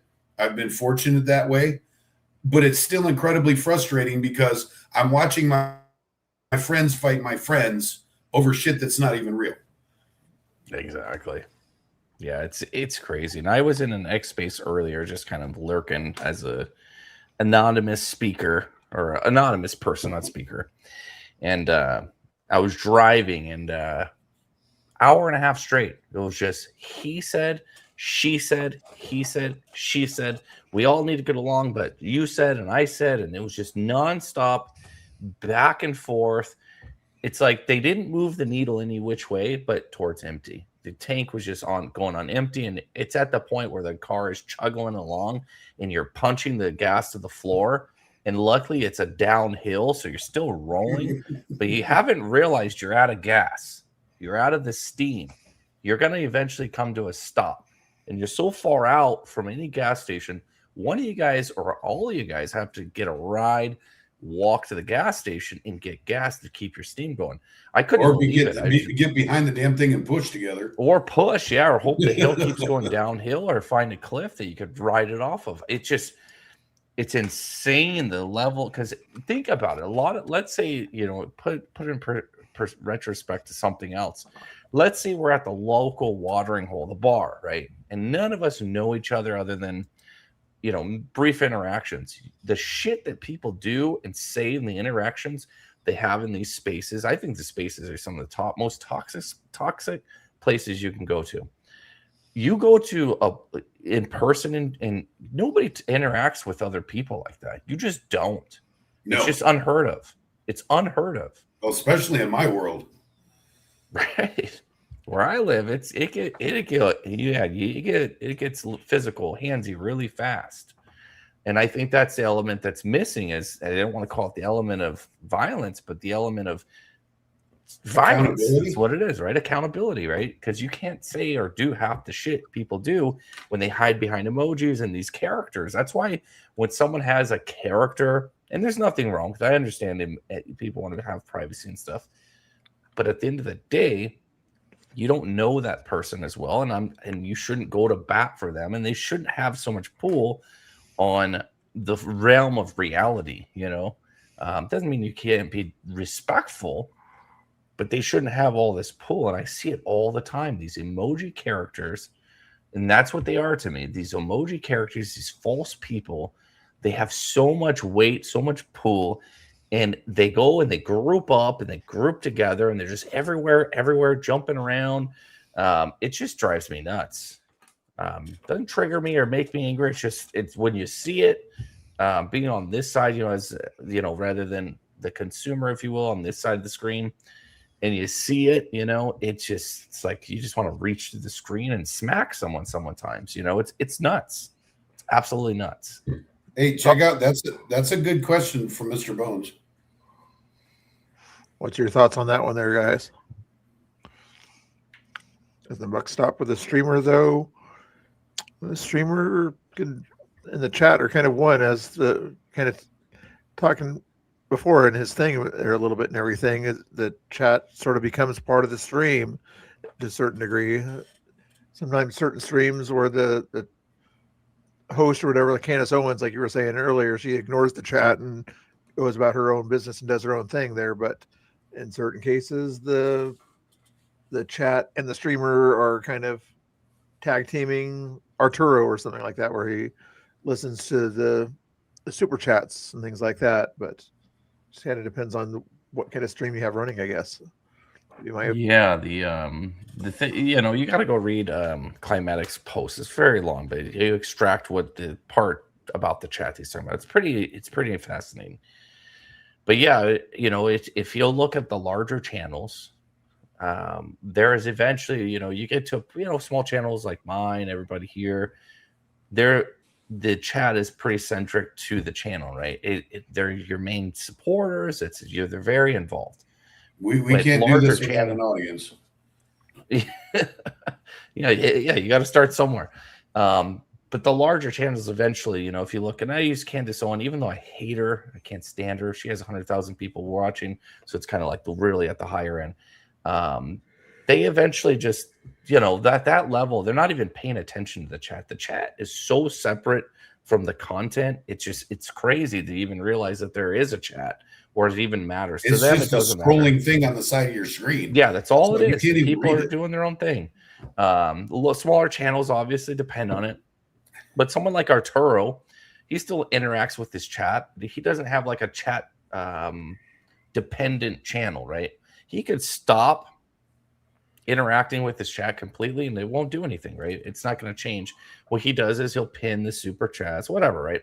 Interact in that, like appreciate the support.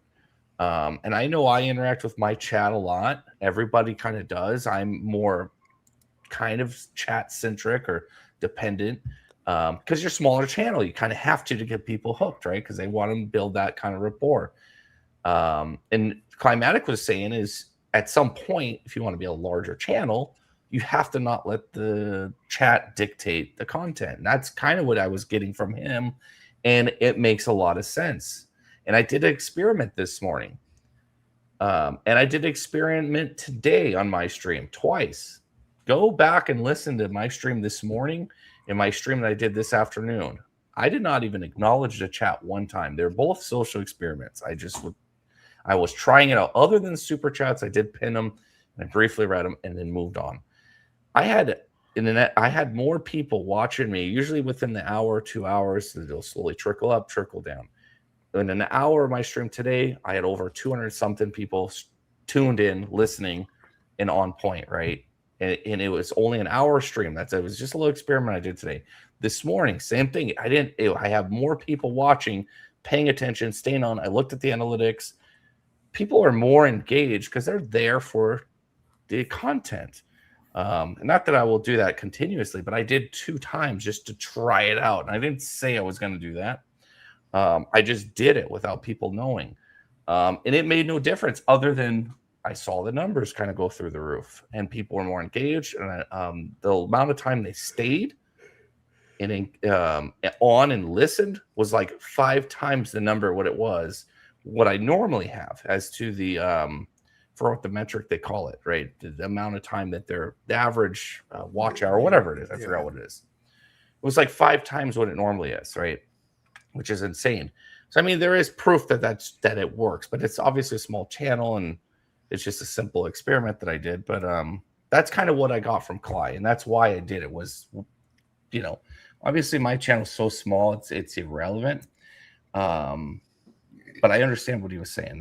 And his argument's valid. Look at all the larger channels; they're not letting Betty or Joe come and start, or Johnny over here go and cause real life problems. That's the extension of what I'm saying, right?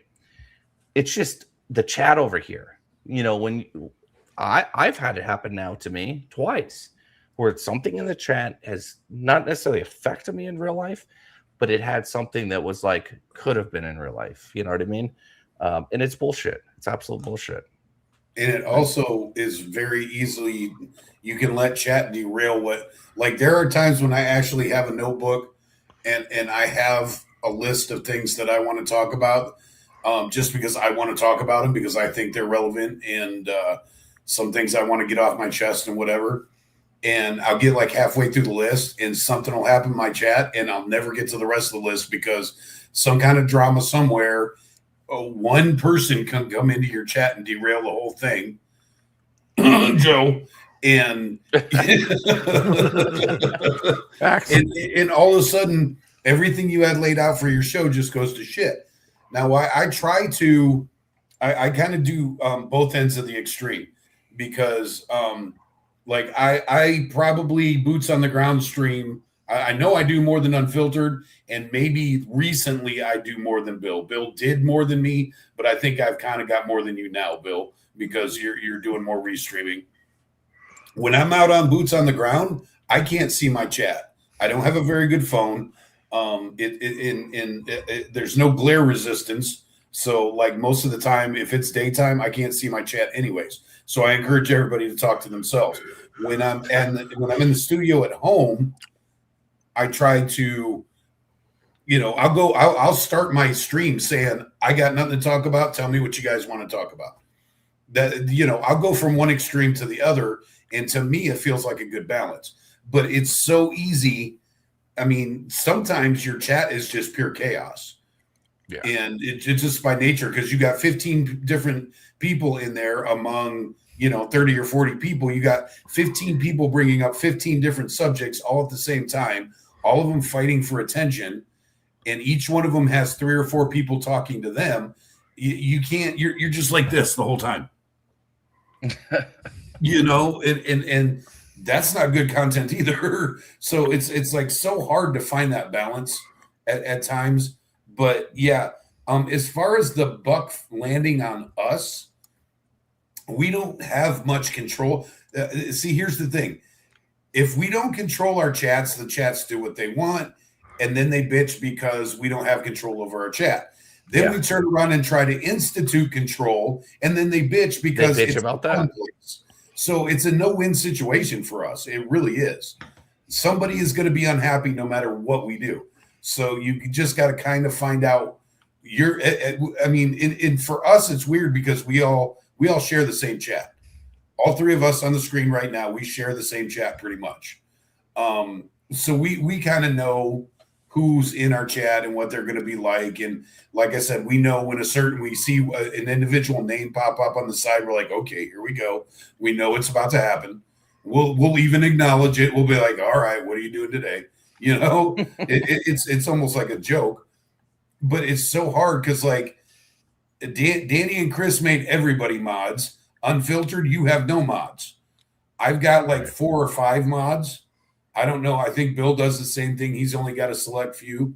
And then you got some channels that have 15 different mods at any given time.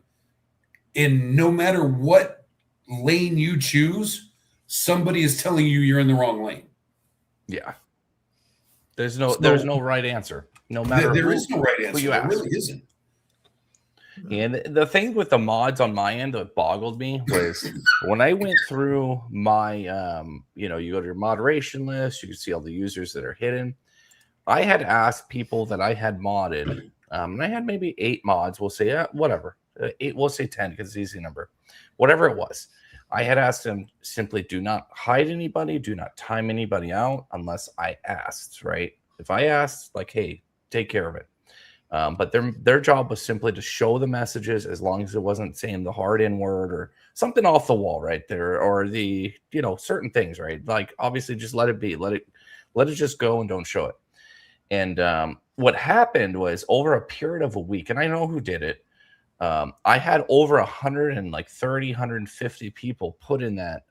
And this is my channel first started, small channel, so on and so forth. I would be lucky to get 20, 30 people watching, sometimes 40 or 50 on a really good day. And those are good days. But having 130 people hidden within a period of a week is just extreme, blocked, right? And I figured out who it was. And there were some people, okay, legitimately, I could reason with maybe like a handful of them. But the vast majority of them were people that should have never been put in that list. And what I discovered was this person was out to get my channel more than anything. And what they did was they hid people they didn't want coming to my channel. So they wanted them elsewhere because they modded in other places. They didn't want them on my channel. That's the only thing that makes sense because there are people that supported my channel from the beginning, did nothing wrong, never said anything. And like I said, it was about 130 some odd 150 people that were in there. So I had to remove them all. And there was like a good 5 people that from the beginning were with me, never came back. I was like devastated by it.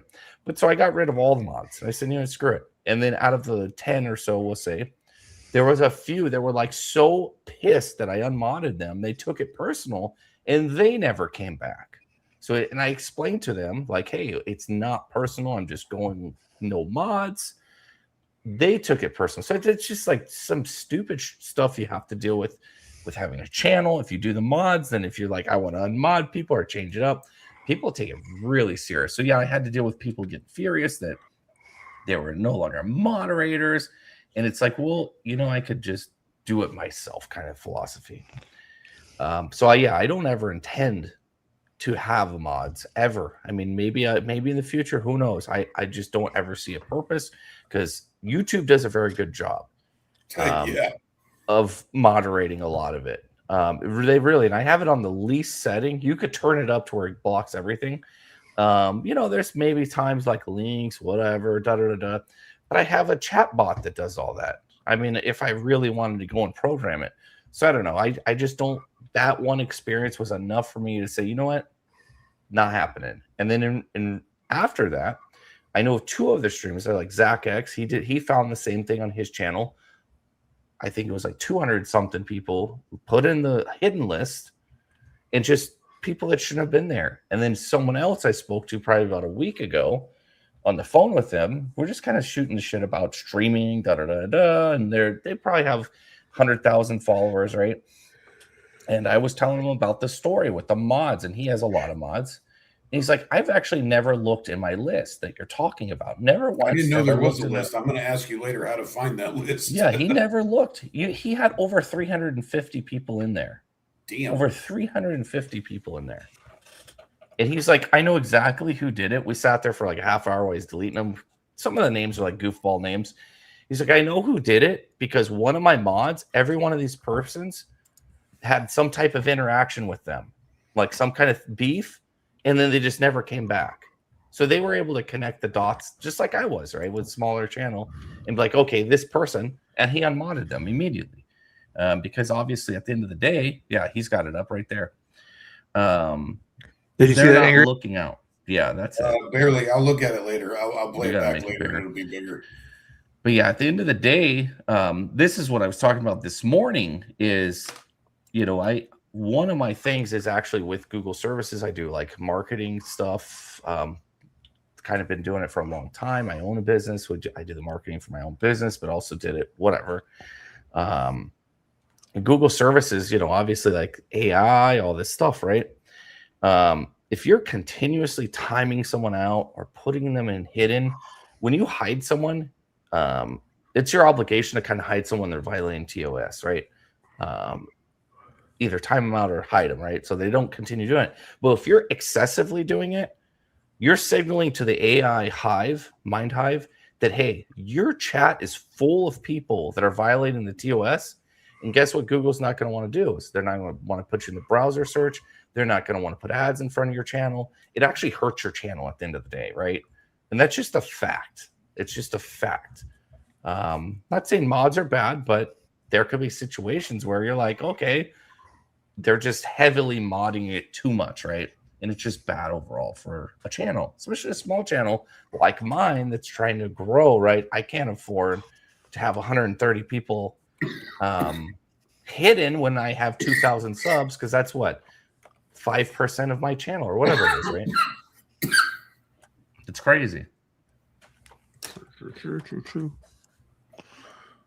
I still like the bots or whatever, but my mods or whatever, they like to kind of help out and things like that. So they know they don't have to do a whole lot of modding unless it gets all crazy, but they still like to do things to help out, whether it be put the links in the chat or say hi to everybody when they come in, things like that. And the people kind of feel cool that, hey, a moderator just said hi to me or something like that. So I get it. I'm not against people that do it. I'm just on the other side. I'm just don't care to have them.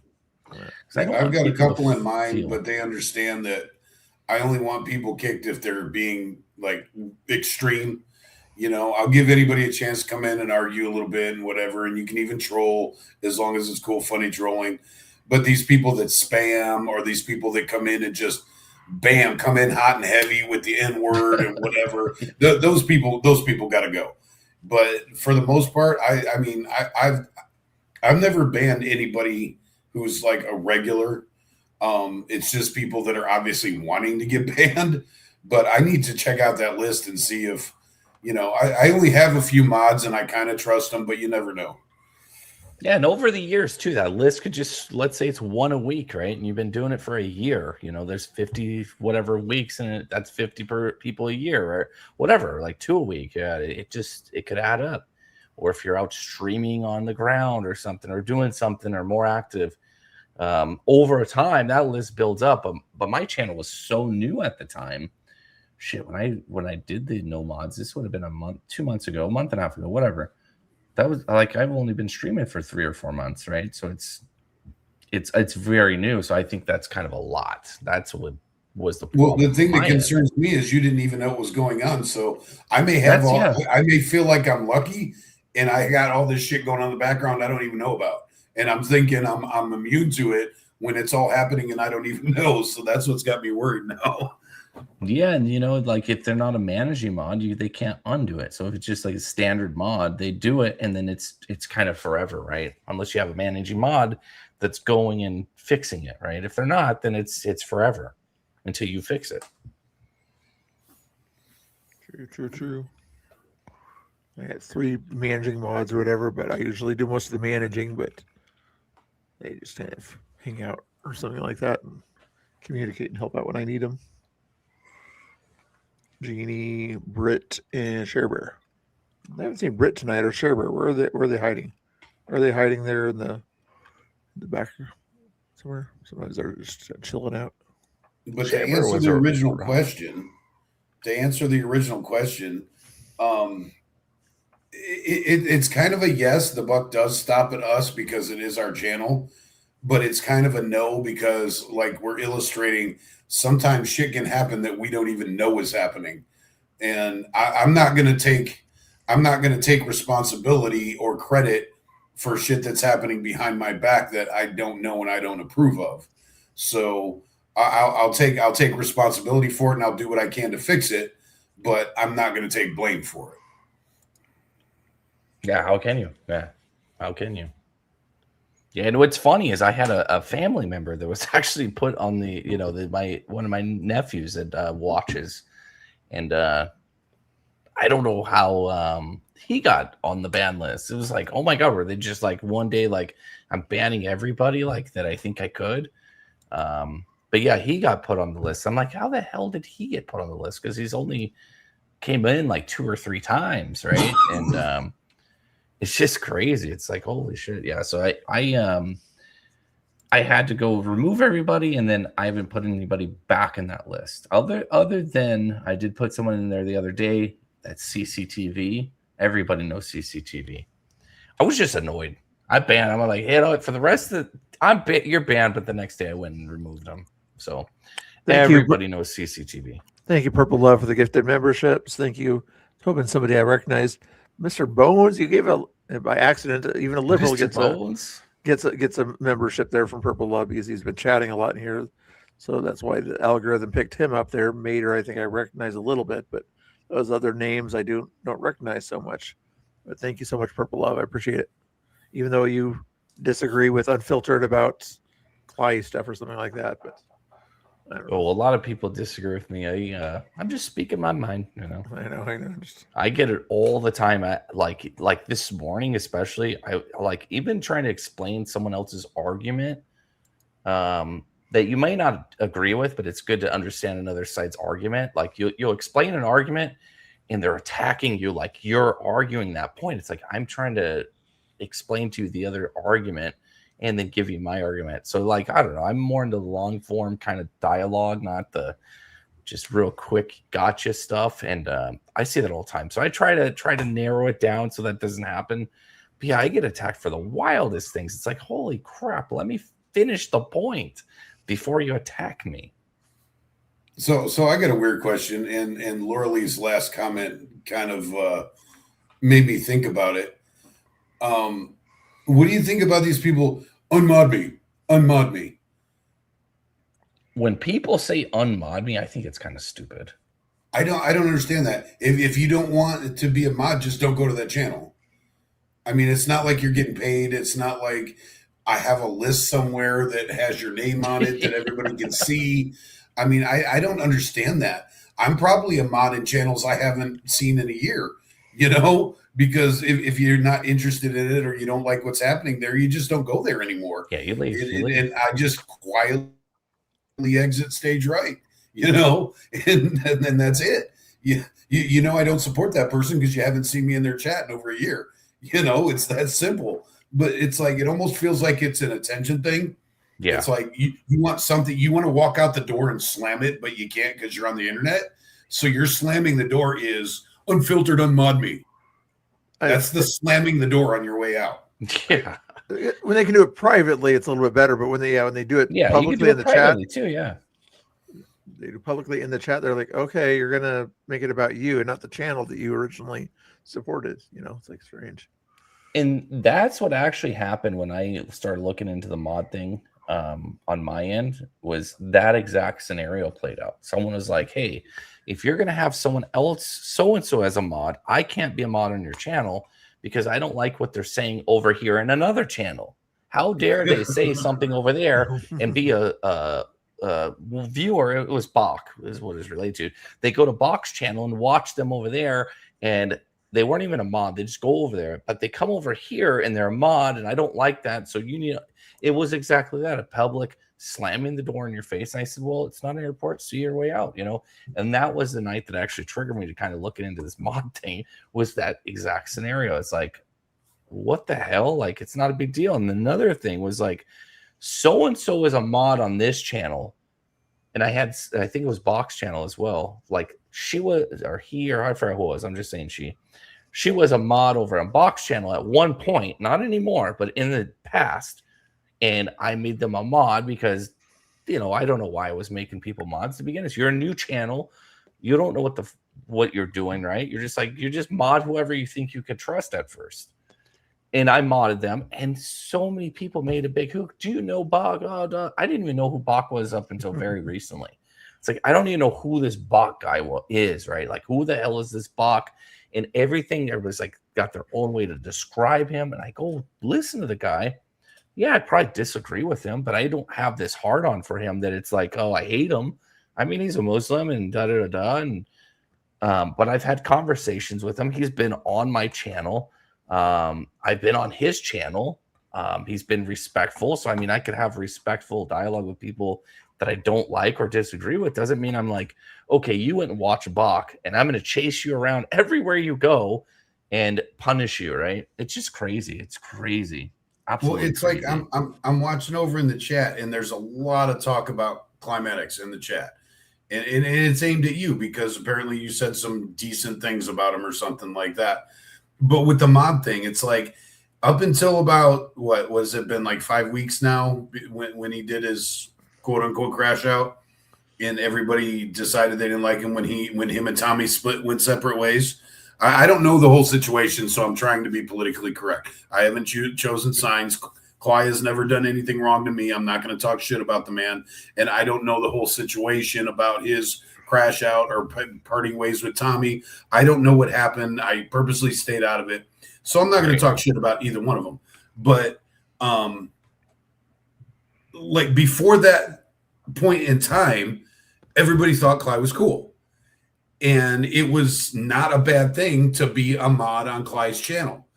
2 days after that, oh, you're a mod on Clyde's channel. You must be on his side. We don't want you anywhere near us. And the same thing. Oh, that used to be Clyde's mod, so I can't be a mod if they're a mod in your channel.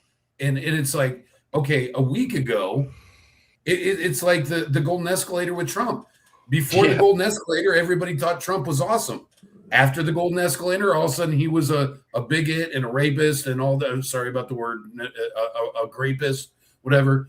You know, that certain event in time changed a whole sphere of opinion. And it's like, I always told everybody I didn't like Trump before the golden elevator. I didn't like Trump after the golden elevator. He won me over as president his first term. But as far as him as a person, I don't like him. I don't support him. I wouldn't have him at my dinner table. But I voted for him because I don't vote for personalities. I vote for, you know, for what they're going to do as in their. I'm voting for the office.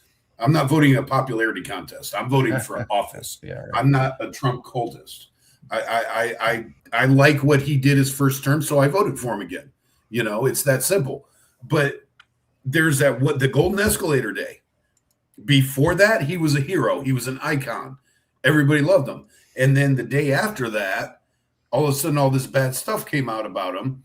And they were like, well, you watched The Apprentice. You must love the bigot racist and all that. You know, it's like, come on, people. You don't just bam. You know, that's not how real life works. That may be how it works on the internet, but that's not how real life works. I have neighbors that have done things I don't like. I still am cordial with them and stuff like that. You know, it's like, I'm not going to say I'm not going to live on that street anymore because I don't like the car that guy drives. That's just dumb. It's ignorant. I don't know. My analogy kind of went way off whack somewhere. I realize that. So I'm going to stop. Yeah.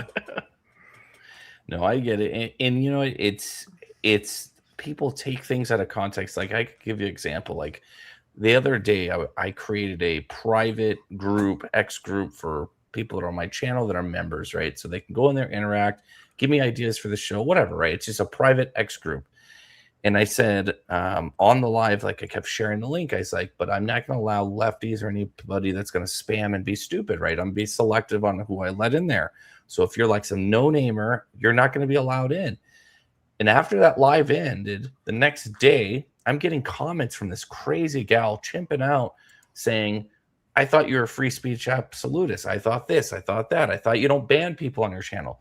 They did not even listen to what I said. It's an X group that's going to be selective as to who we're going to allow in it, because you're going to be able to like talk to me and have a chat with me about things we could talk about on the show, or pointers during live in the show. Because there's sometimes people like, hey, so such and such going on, because I don't have a mod to share the link. And that's one downside, is people can't share links, is they could be in there. If I know who they are, I can kind of trust them.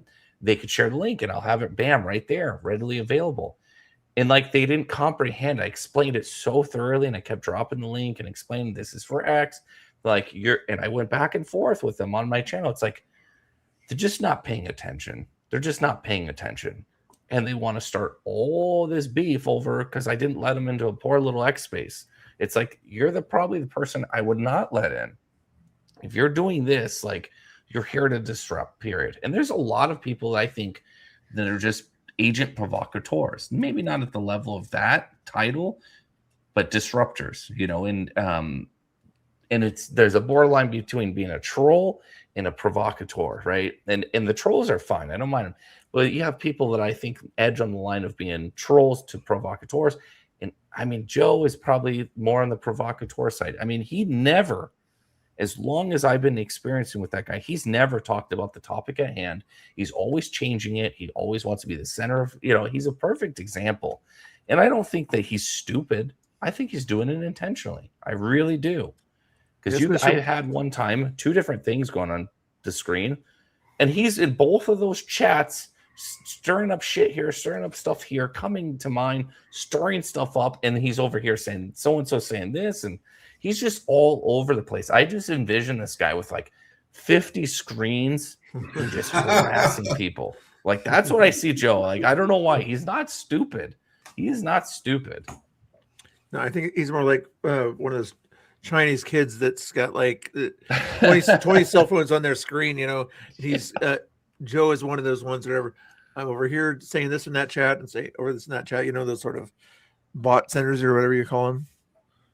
Yeah, I just know it, and because also he's within all the kind of chats that everybody's familiar with. So anytime you're live and someone else is kind of within this group that's live, go watch the chats there. I just have it. I usually do. I just have it on the background just so I could say, okay, Joe, I know what you're up to, Joe. And I'll just ignore him, because what he does is he tries to come in. But it's hard to get your own chat to ignore him.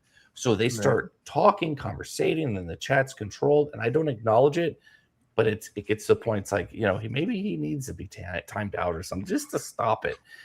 Because the chat themselves will then be triggered by it, and then it just starts, and there's no stopping it. Once it started, there's no stopping it. Sometimes it helps to have an occasional troll to keep your chat going. Like right now, for instance, you know, Laura Lee or something like that is kind of in the chat, saying different things, or Mr. Bones or whatever, you know, and then Nicholas is kind of going against them. So it's just to keep the chat busy rather than play my chat game or whatever, where I give you guys a prize or whatever if you keep chatting. But anyway, sometimes it's cool to have somebody in there. I'm going to address this comment just because he put my name in it. Triple D says a whole sphere of opinion changed because we were sick of Crimatics blocking Tommy's members, not trolls. Ignorance is bliss, right? AO. Yes, it is. It absolutely is bliss, because I avoided that whole situation. I don't care. He didn't do anything to me. He didn't do anything about me. So why should I involve myself in it? Tommy and I have a face-to-face relationship. Tommy knows that I got his back. Tommy knows that I don't have to be involved in the climatics drama to have Tommy's back. Tommy and I are buddies. And so I was never involved in the climatic circle in the first place. So I just stayed out of it. It really doesn't affect me one way or another. And because I don't know anything about it, when people come in my chat and start talking about it, I'm like, I don't know what you guys are talking about. I don't care. Stop talking about climatics in my chat.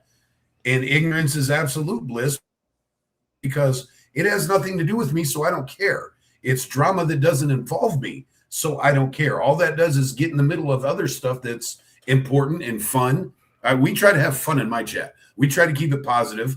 We try to, sometimes it's playful. Most of the time it's just upbeat discussions or whatever. And even when we're bitching about something, it's still in a kind of jovial kind of way. I don't like a lot of drama on my channel. The will thing, we got caught up in that. And then one day I was sitting here at work, and I was like, you know what? I tell everybody I hate drama, but yet I'm focusing on a bunch of drama with Will. I'm a hypocrite, and I'm going to stop doing that. So Will and I talked. He apologized to me on his stream, and we've not had drama ever since. And it really is that freaking simple. It really is. To get away from drama, you just decide you're not going to do drama anymore. And I did, like I said, with the climatics thing, it's got nothing to do with me. I'm not a buddy with climatics. We don't talk behind the scenes. I don't have his phone number. We don't do any of that shit. I watched his streams because I liked the panels that he did and stuff like that. And because I know everybody that he had on his panels, because he focused on Portland shit. So all of my buddies were on his panels. And when that stopped happening, I stopped watching climatics. Problem solved. Situation done. It's that simple. I don't have to talk about him anywhere. I don't have to worry about who was his mod and who wasn't. I just stopped watching him. Yeah, it's crazy. And I think a lot of it too is people get very emotionally bound to things, topics or people, and they want everybody to kind of join in, right? They want it to be like a group activity. And I'm not into that kind of stuff. They want validation. Right. They want their group to, so we all dislike this person. And I'm in the same boat. I don't have a lot of interaction with Cly. I was actually the last person to do one of his Town Hall Tuesdays. So I was thrilled. I'm the last person. I was sad to see it go. I mean, wish they could have worked it out. I don't know the full inner workings, but it is what it is. He has a different philosophy. But I do notice with Cly that I don't have a personal beef with him. I can understand what people are saying and the shit that he had done, going in, moderating other channels, doing the very thing that I was talking about, hiding people that shouldn't have been hidden, right? That's exactly what I was talking about. I'm totally against that. That doesn't mean I have to sit here and make fun of the guy and jump on this bandwagon of, hating on him. I just disagree with the shit he does. And I don't have a working relationship with him to go out of my way to be like, oh, okay, I'm going to go on this hate tour, right? Like I don't do that shit because I have other things I want to worry about and focus on. It's his business and everybody else's. It's like you're saying, why do I need to be involved in it? Let them kind of handle it. And if I'm brought into it, then I'll get involved, but it doesn't affect me. So it's not my hill to die on, so to speak. I know, and I'm almost somewhat, it's not in fear, but like, should I highlight a certain thing, like what that's an anti-Cly thing on here? Is somebody going to see that and report that to Cly or whatever? I don't think I need to be worried about that, but it's in the back of my mind. I'm like, I'm not mad at Cly about anything like that, but there's so many chatters out there that, that are in this kind of group mentality, like Mr. Bills doesn't like you, Cly, because he highlighted somebody saying something mean to you. Like who cares?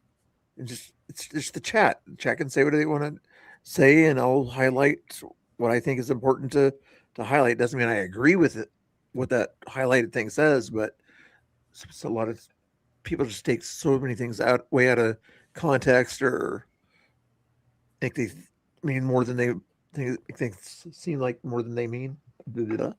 I said it. Yeah, like whatever. What's the comment? I don't know his name. I call him Mitsu. I don't care about him.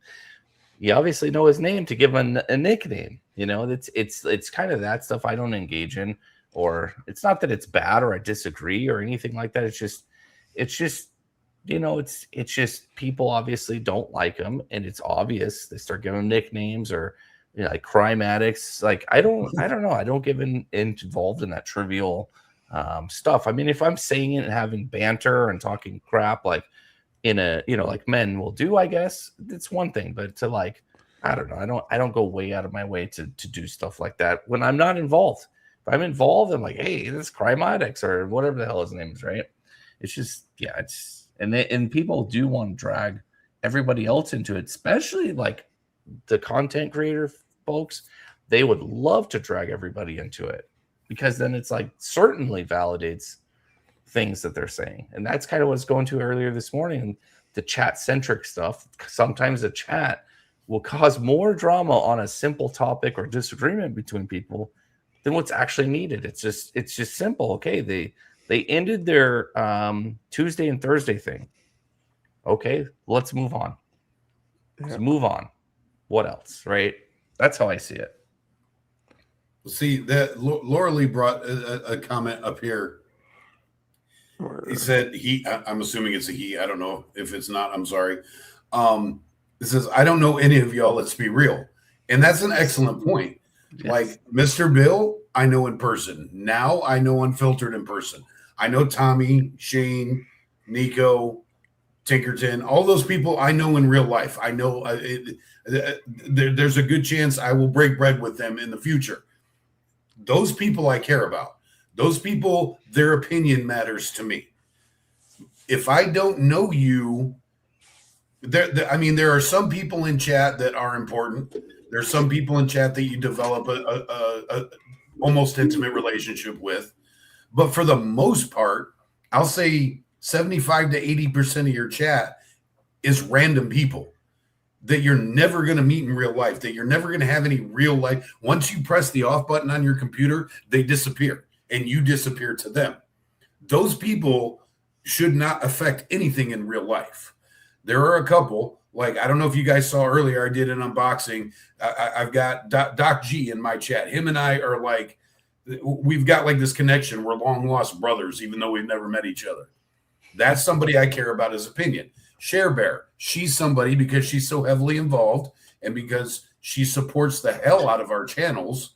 That's somebody's opinion I care about. There are certain people in chat, but most of chat is just random people that you're not, that don't affect your real world. Your opinion or anything you type in my chat is not going to put gas on my car. It's not going to help feed my family. It's not going to pay my electric bill or stop any of those things from happening. So therefore, it's not a real life issue. Climatics is not a real life issue. I've never met Climatics in person. I will never meet Climatics in person. He's never done anything on my channel. He's never done anything to my channel. So to me, it's not worth worrying about.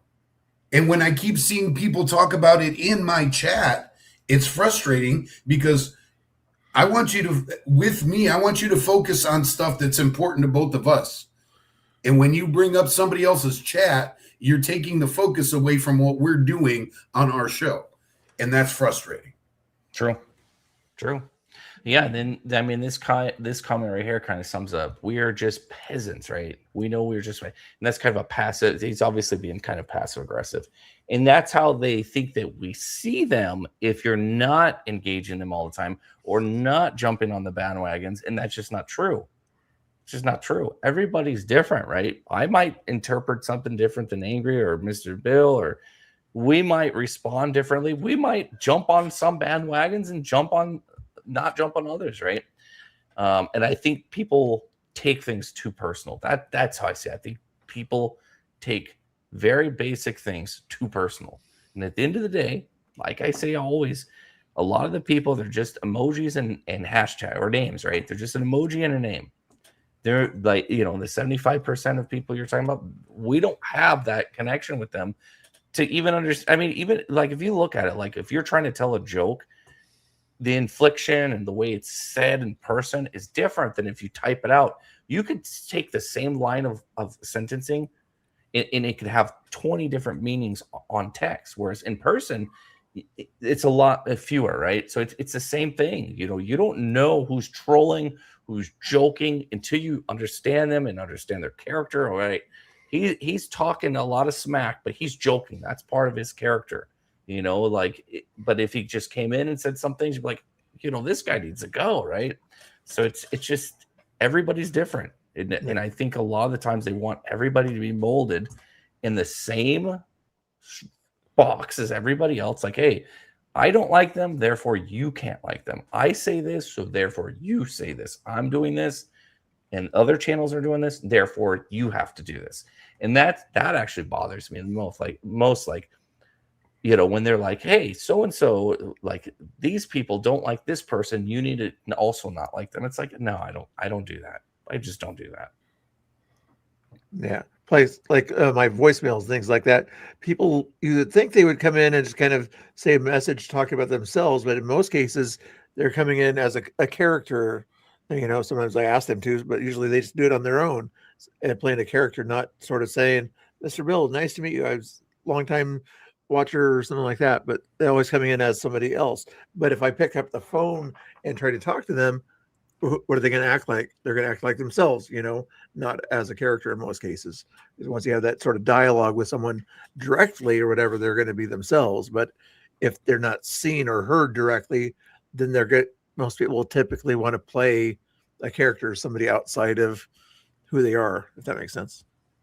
True. Yeah, well, that's the thing. Like, with these people with the streamers that fall out of favor, we'll put it that way.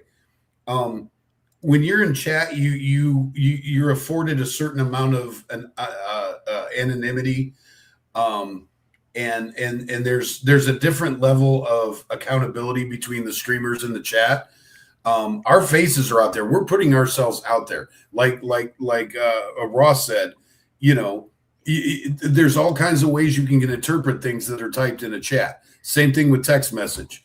Text messages are a whole lot more interpretive than when you're FaceTiming somebody. It's a whole different thing. But like, we're here with our faces out. You see us, you see our attitude, you see our reactions, unless you're like unfiltered and hide behind a set of glasses. But we're out there. We're putting everything out there for everybody to see. And if we say, do, think, move, twitch wrong, or anything like that, it affects us, and we have accountability. We have to pay for it. When you're in chat, what's the worst you're gonna get timed out, and then you're gonna go to another chat and talk shit about us for timing you out. That's your accountability. That's true. That never happens. Come on. That happens a lot. And then people come to your chat and say, hey, so-and-so is bitching and complaining that you banned him over there, and I'm coming to tell you that that's going on. It's like, why do I care? Like, I had that a few days ago, dude. They came in my chat talking about you. They're like, oh, this is happening over here, yada, yada, yada. This is, his chat, his mods, blah, blah, blah. I'm like, he doesn't even have any mods. And they're like, Unfiltered said this. I'm like, that doesn't sound like something Unfiltered would say. But my chat would not stop about it. They were so upset over something that happened in your chat that it derailed my entire show. And I'm like, fuck it, let's just go see what Unfiltered's doing. So my stream became your stream. Hey, that's how it works. And that goes back to the chat controlling things. It's like, oh, shit, now they're in control.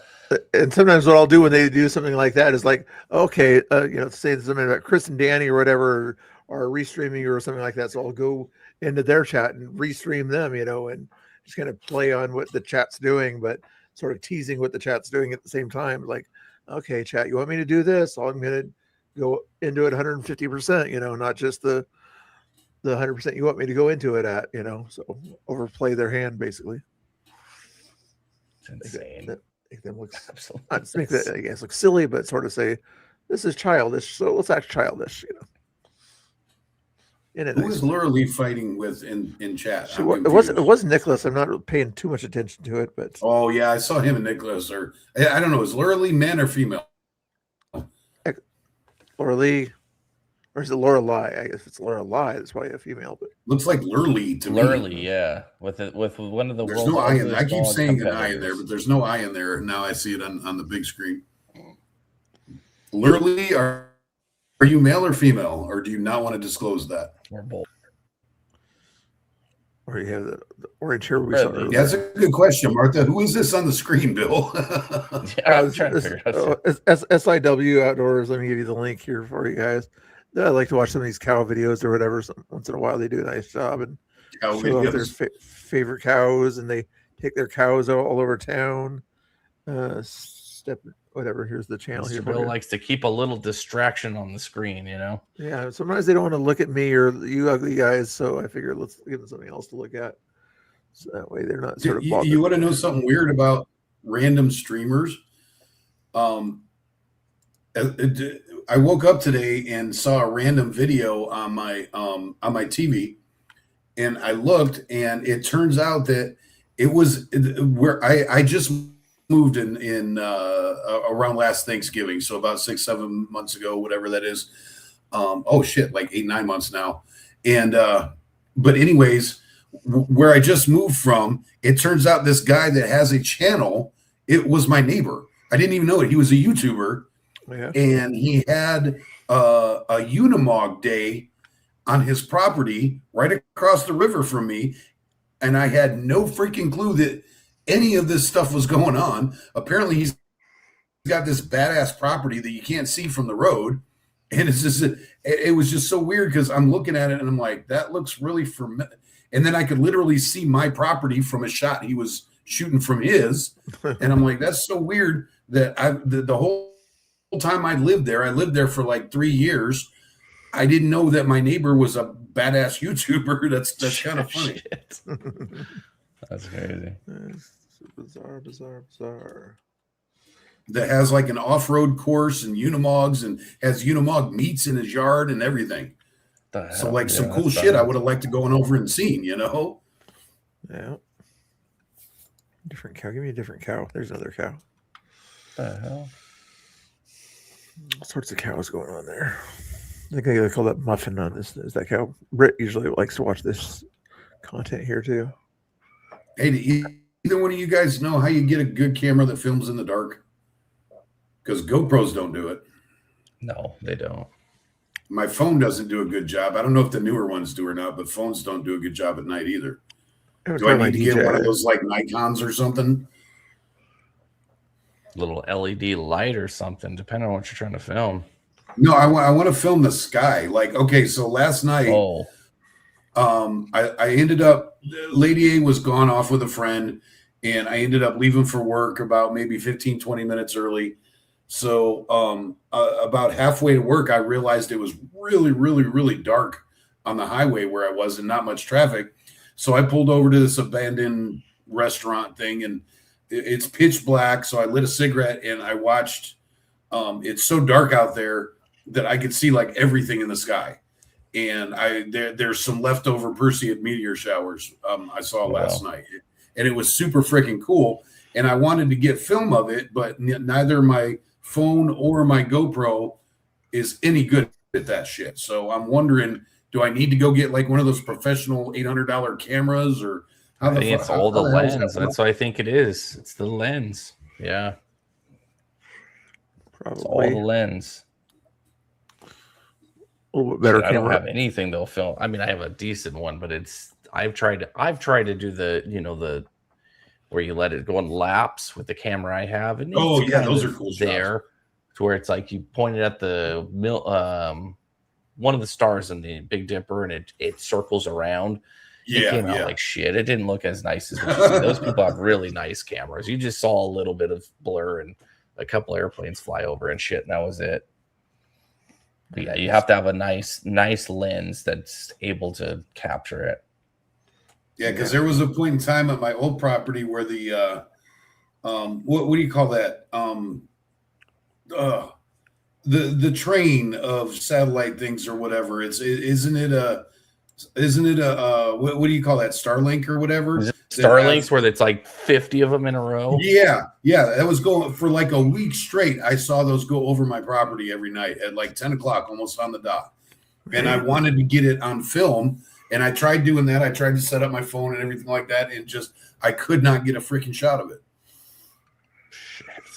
Yeah, I remember the first time I saw the links, I counted them. There's like 35 of them or something. I'm freaking out. Like, we're going to war. Something's going on. The nuclear weapons are coming. I don't know. Yeah, I did the same thing the first time I was out. Like, I was out feeding my dogs at night. And I was just looking up at the stars while they were eating. And I saw one coming. and I'm underneath the flight path that comes like an international flight path that comes from like Japan and whatever. So I thought it was a plane coming over, and I'm like, no, that's not the right speed. That's not right. And then I looked, and I'm like, okay, now there's 2 of them right in from it. Oh, there's 3 of it. And then as they were going by, I realized they're going really freaking fast for as high as they were.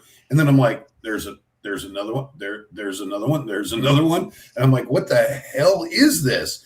So I had to Google it on my phone, and I'm like, holy shit, that's what it's the Starlink, whatever. There's a word for it, and I can't remember what it is. But I think it's Constellation or whatever.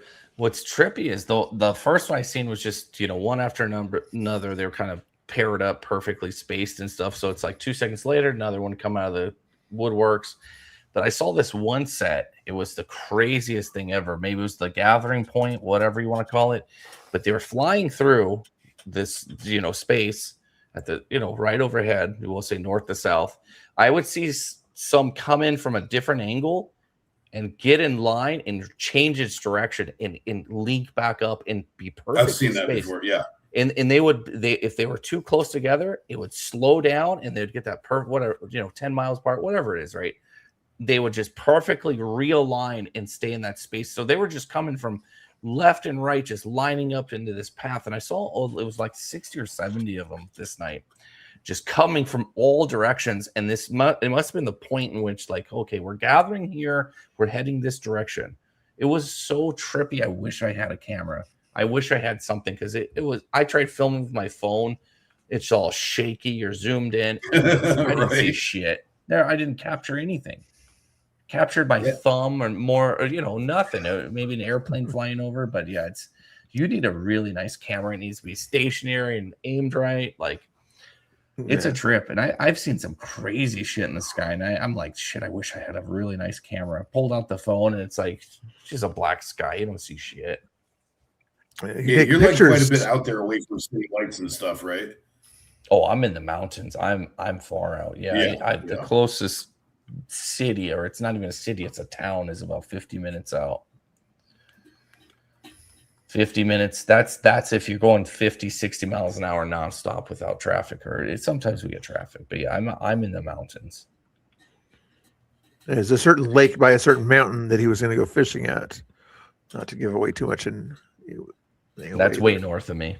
Yeah, that's the way north. Baker Lake. That's way north of me. I got to go into town, up the thing, up and back around, that's probably like a 4-hour drive for me, just because I'm so far out. But if there was a road, it's just a straight shot. Oh, I gotcha. But there's not.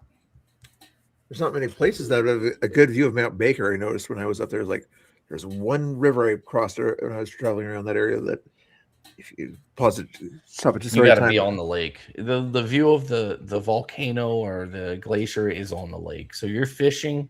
That's all you see the whole time. You're like, shit, I hope that son of a bitch doesn't ever go off. Yeah. If it ever goes off, you're screwed. You're screwed. There's no getting back to the dock. I mean, it takes you 2 hours to get off the damn boat, dock it up, because it's so busy and shit. You're screwed. You just keep on fishing. Yeah, just keep on fishing. The thing pops.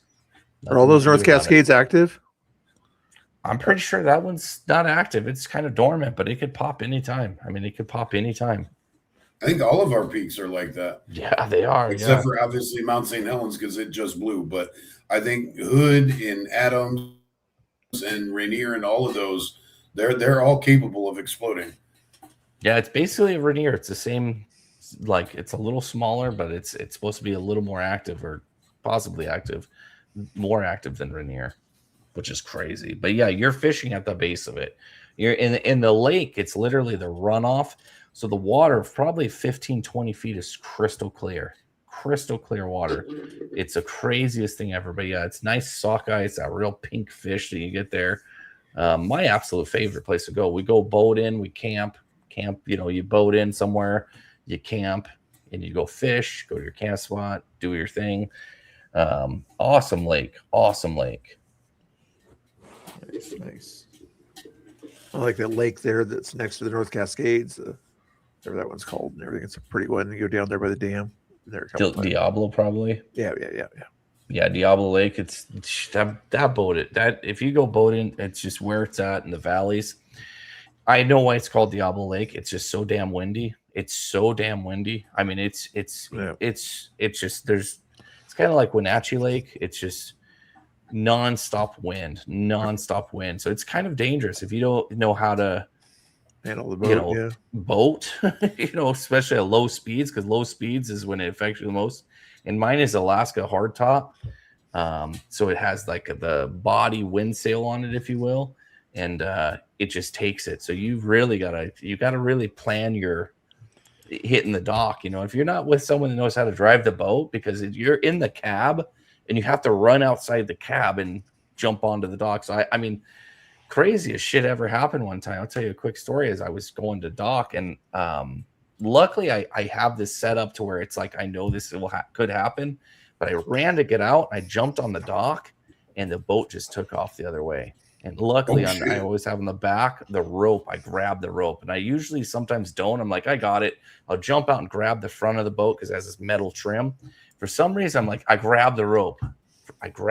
Jumped out, and the boat the wind took it. You throw it in neutral and you glide, and you're like, okay, I'll jump off. But I must have kicked it or whatever. Then the wind just took it off. And then the rope, I was like grabbing it, just was yanking out of my hand. And thank God this other guy came and ran over there and grabbed the rope with me, or the boat would have been gone. The old lady was on it, the dogs. And she knows how to drive the boat, but she would have never got it back to the dock.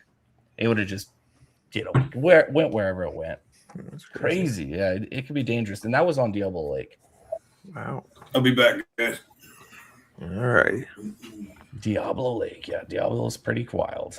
But I will be going fishing Baker Lake probably in the next week or so. I got to get my boat out. I'm going to do that tomorrow, actually.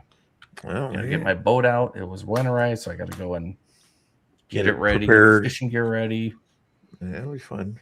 It's always fun. Trying to take a look at Google Maps. Where is Baker Lake in comparison here? It's off like the 20. It's a really nice lake. I think they're allowing the catches 6, I believe, this year. I haven't even looked. I still need to go get my fishing license for the year. Glacier Peak is over there.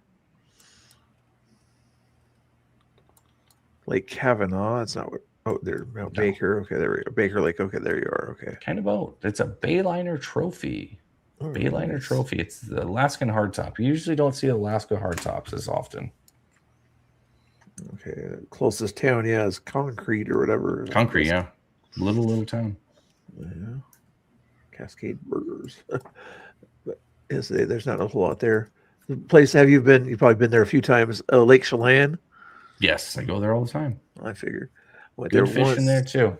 Yeah, it's nice in summertime, but they're pretty warm. How many times have you been? Super windy. That's another super windy lake. Oh yeah, I remember. Well, I took the cruise up to Stehekin up there. And I had to hold my camera with 2 hands the whole time. Oh, Stehekin's really nice. Did you take the ferry? Yeah. The ferry up there to the what's waterfall. The name of the little dock? We dropped in halfway up the lake. It's a huge lake. I boated into Stehekin. Stayed there for like a week. Oh, wow. Wow, it was a very long boat ride. We'll just say that. I just remember it's just so long. It took us, and then we didn't even get there by the time it was like we left a little late. We just had to park off somewhere on someone's dock and sleep in the boat. I literally just found a random house, tied off to their dock, slept, and finished it. It was crazy, absolutely crazy. It's a nice lake too. It's one of those lakes that are kind of like clear water. Absolute badass lake. I love that lake. It's like, one of my favorite. It's just so big, and to get to Stehekin, that little town and village that's back there, it just takes all day. Well, if you're hiking or boating, I guess it would take all day unless you're on the speedy ferry. You better have a lot of gas. Oh yeah, definitely. There's no other ports between there. It's either Chelan or Stehekin would be the only place you might be able to get gas for your boat, I would imagine. Yeah, and you got it. Yeah, and we dropped in halfway. There's it's called 23 Mile or something like that. Either way, it's like the halfway point on the lake. They named it after whatever the mileage is. And 20 miles, whatever it is, 15 miles, I don't remember. But going that many miles on a boat, I mean, it's gnarly, especially if it's windy. It's choppy, and when we went, it was super windy. We are going into the wind, so you're just bouncing, and you can't go super fast in a small lake boat or a small fishing boat. I had what did I have at the time? I had a lake. I took the lake boat at the time, and it's just like I forgot what the hell it was. It was just like a little 20-footer, and yeah, it was gnarly. You go too fast, you just hit, and the waves come over. Remember one time it hit, and the whole boat within a matter of seconds was filled with water, and we had to stop, and it was like bogging down and like started pushing us off. The motor stalled because the water had gone in the motor compartment, and it was just crazy. That lake could be dangerous, very dangerous. Yeah, here's a view from the Lakeshore Trailhead right there. Is that Stehekin? Yeah. Yeah. Looking back towards Chelan area. And a lot of rattlesnakes out there. Yeah, there are snakes like crazy. Yeah, I've been on that bridge too. The little waterfall. Is that where the waterfall is right there? Or is that probably? That's the waterfall. I can't remember the name of it, but yeah, they took. There's a nice airport back there too. There's a nice grass landing airstrip. Is there? I figured they would have to. Yeah, they got one. They got a really nice one. I'm guessing it's probably near a reservation area too, isn't it? It's right behind the ranch. Did you stay at the ranch there? It's behind the ranch. So the ranch is basically where the airport is, like a half mile from it, inland. Interesting. Yeah, it's crystal clear water, really crystal clear. They have a nice bakery there too. Jeez, you saw snakes everywhere. I did not see any. I was. These are my pictures everywhere. These are Google pictures here. Oh, that was near the airport. Or it was. It might be in the place you went to there. Yeah, it's Stehekin Ranch. Now, the guy that owns the place there, he actually ran for Congress back in the day. Yeah. Not back in the day, but maybe 10 years before I went out there. Interesting. Lakeshore Trailhead. I like to take those hikes when you get a chance there. That goes right along the north side of the lake, or the east side, I guess it would be. Yeah, just crystal clear. Yeah. In that part of where Stehekin is, it runs into a river there. There's probably the best trout fishing if you're into trout fishing. I'm not really into the trout fishing. Yeah. But that lake also has landlocked salmon. When they built the big ass dam that's there, the salmon got landlocked. So they have landlocked Chinook, a bunch of landlocked salmon at that lake. And I guess they get really big. They get really big at that lake. Yeah, I've seen some of them come in there. It's a nice area there. There's a nice camera there. Let's look at Baker Lake here if you're bored enough here. Take it off screen to find it here. Baker Lake. See how many pictures. Baker Lake's my favorite. There we go. I usually have a really big American flag flying because it helps. People get annoyed by it because I don't know why they get annoyed by it, but I have it because you can see the direction of the wind. Because I usually, when we troll, is if the wind is right and it's with the line where everybody's kind of flowing, I'll cut the motor and just let the wind take me. It's the perfect speed. Nice. How about? There should be a whole lot of pictures from there. Baker Lake Lodge, anyways, got pictures. But that's more of the other side, the south side of the place there. But let's show you those ones. All you got to type in is Baker Lake sockeye fishing. You'll find all kinds of. Yeah, that's the dam. On the bottom side, so they have a fish ramp or whatever there. Yeah.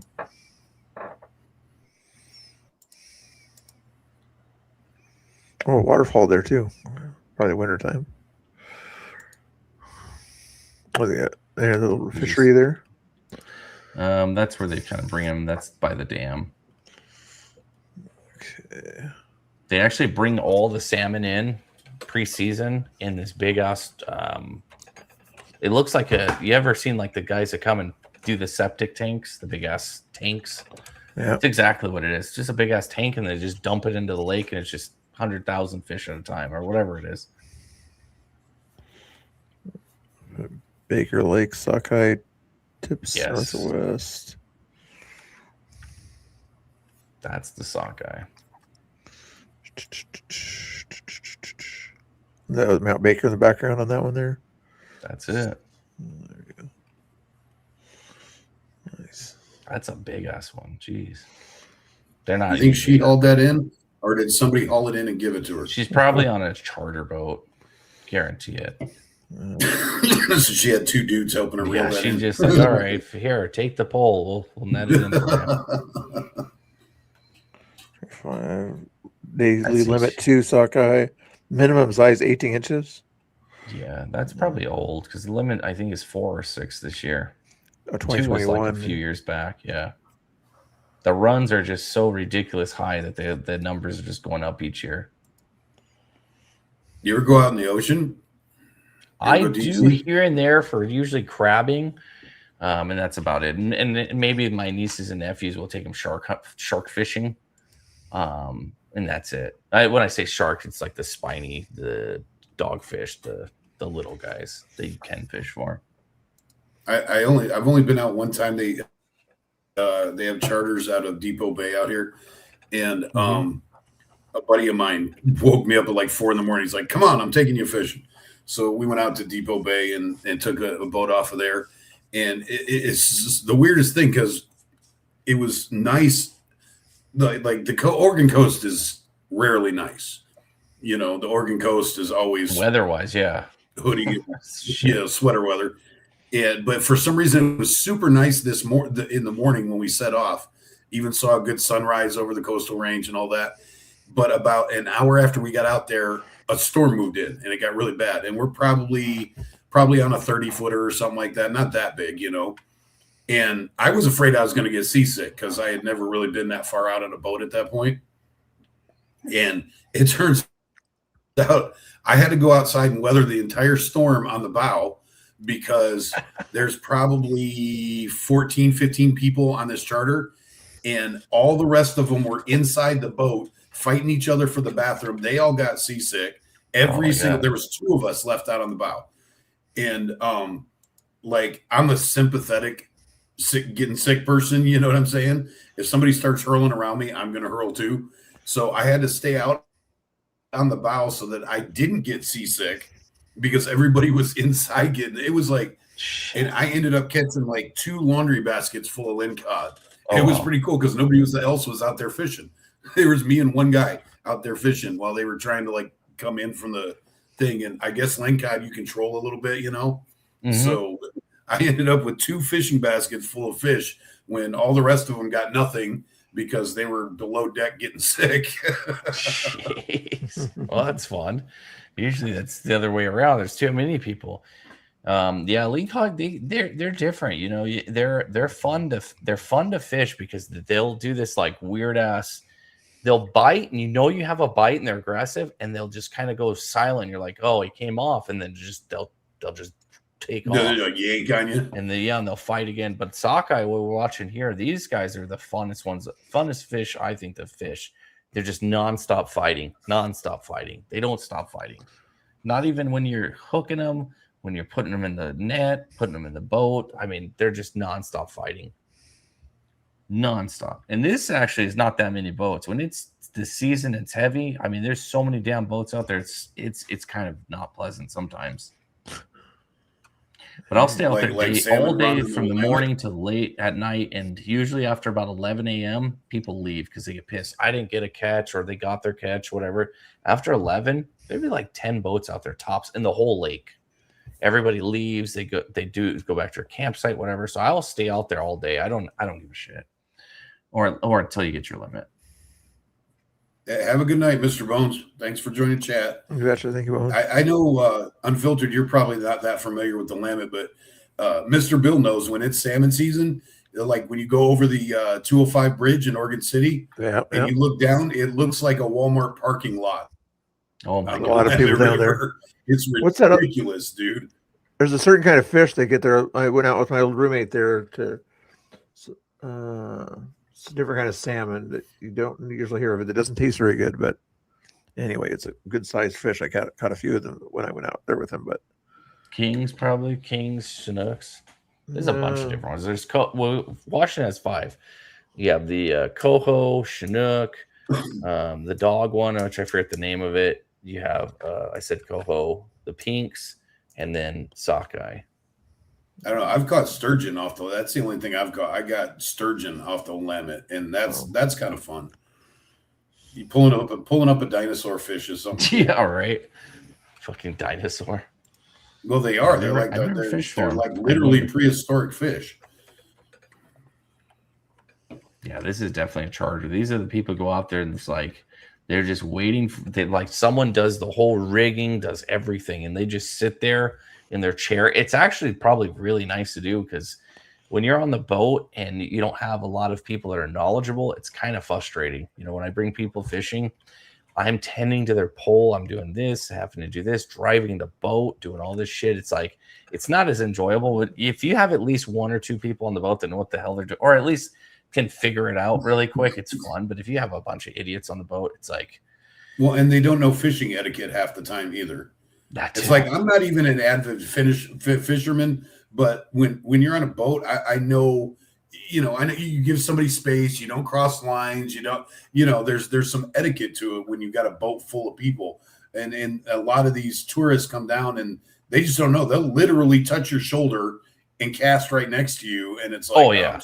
Yeah. Excuse me. It's like, I don't stand next to you in the bathroom. Leave me alone. Yeah, and holding your shoulder. Yeah. There's this spot by me where I go fishing. And what I have to do is I go with the dog and we'll jump in the water and I'll float down 200, 300 yards to this spot because it's so many people in the damn river. You have to. And I just float down to a spot that I know and I go up on the bank. It's a good spot. And there's no one ever out there. But I remember 2-3 years ago, I went down there and it's through this like thicket of like blackberry bushes and shit. And nobody out there. But my dog starts acting all funky and shit, barking. Like, what the fuck? Maybe it's a bear. And this guy comes out of the bushes all like messed up. He went through all everything, right?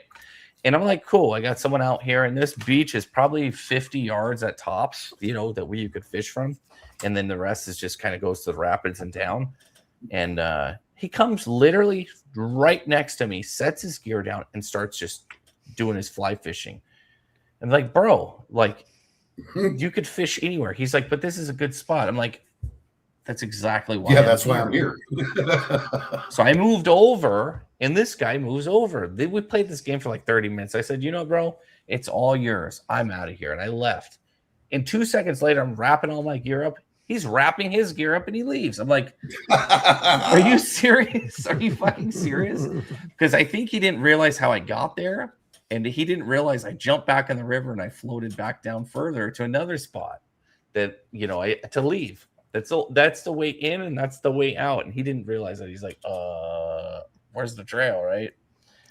But I don't know. I have no clue how this gentleman found me because the area is really thicket, bushes. There's no trail. Like, I found this spot. I floating in on a little float-in raft. I found it. And someone had left an old-ass chair that was all rusted out. That's why I stopped there. I'm like, okay. It's a badass little spot, and I've gone there fishing ever since. It's a nice spot, and I only see people if they're kayaking or some shit down the river. That's the only time I've seen anybody, other than that one time with this guy. Shad fishing is what it's called there in Oregon City. There, that's what I was thinking of. Shad. Oh, shad. Yeah, right there off the Clackamas Park there. Pretty. It's like I like to camp on the beach, and there's like a few places in Oregon. I don't know how many there are in Washington, but there's only a few select places in Oregon you can drive on the beach and go down there and actually set up camp at the back of your truck and all that kind of stuff. Mm-hmm. But there's plenty of room. Like the one I go to is probably, I don't know, 1/2 to 3/4 of a mile long. There's a little tiny driveway that you'll drive right by and not even know it's there. That's why I like going there. There's a big, huge sand dune and a cape. And on the other side is Tourist Central. There's just tons of people over there. But on the other side of it, if you know where the secret driveway is, you can go down there and there's maybe, 30 cars down there or whatever. but there's plenty enough room usually, and not enough people that usually, hey Doc, what's up, brother? That usually you can camp there, and the next person over will be far enough that you can't hear what they're talking about. You know what I mean? Right. And you go down there. I got my dogs with me. I got my wife with me. We need a little bit of room so I can let the dogs run around and I can play my music without bothering anybody. And then somebody has to come park 5 feet away from me. Oh, God. And you've got literally 3/4 of a mile of beach to pick from. And you literally got to park 5 feet away from my truck to where you like my dogs are sniffing your tires. I'm like, what is wrong with you people? Again, do I come stand in the urinal right next to somebody? That's not how that works. You know, people just don't get the concept of space. It always, you can tell. It's city people. It's city people that don't freaking know. And they're so used to being around people that they don't get, us country people, we're country people because we like our space. We like our elbow room. But these city people, they have no concept of it. So they come and just want to get all up in your bed. Hey, how's it going? It's a beautiful day here on the beach. Well, it was until 10 minutes ago. Until you got here. Yeah, I go to what is it, Long Beach over there, and it's miles and miles of beach, right? And we'll go out there, and you can't camp overnight, but you can go day doing day stuff, right? And I usually drive off away from the beaten path. I try to get away from like the man-made structures because that's where people tend to congregate. And every time we go, we park, we set up, and within 15, 20 minutes, you have some a-hole that's pulling up very close to you. It's like, I can't see a vehicle as far as I can see that way. Can't see anything this way. What made you think that this is a great spot? Like, not a mile down, literally. Usually it's, they'll give you a good distance because there's no one around. Like, maybe 20 yards tops. But I've had them come in as close as like 10 yards. And it's like, really? Like, of the whole place, you're going to come and park right next to me? So we just do you ever go to Long Beach Peninsula? Yeah. You ever go to Long Beach Peninsula? That's the worst for it, dude. There's literally like 10 miles of beach. It's the longest drivable beach on the West Coast, I think. There's like huge. 10 miles of beach. And same thing, dude. You're sitting down there. You can't see anybody that's not mobile anyways. You can't see anybody parked as far as you can see both ways. And somebody's got to park right there in your shit. And it's like, I'm down there. I like to fly trick kites. I'm down there, and of course, I stay back away from the wet because that's where everybody drives.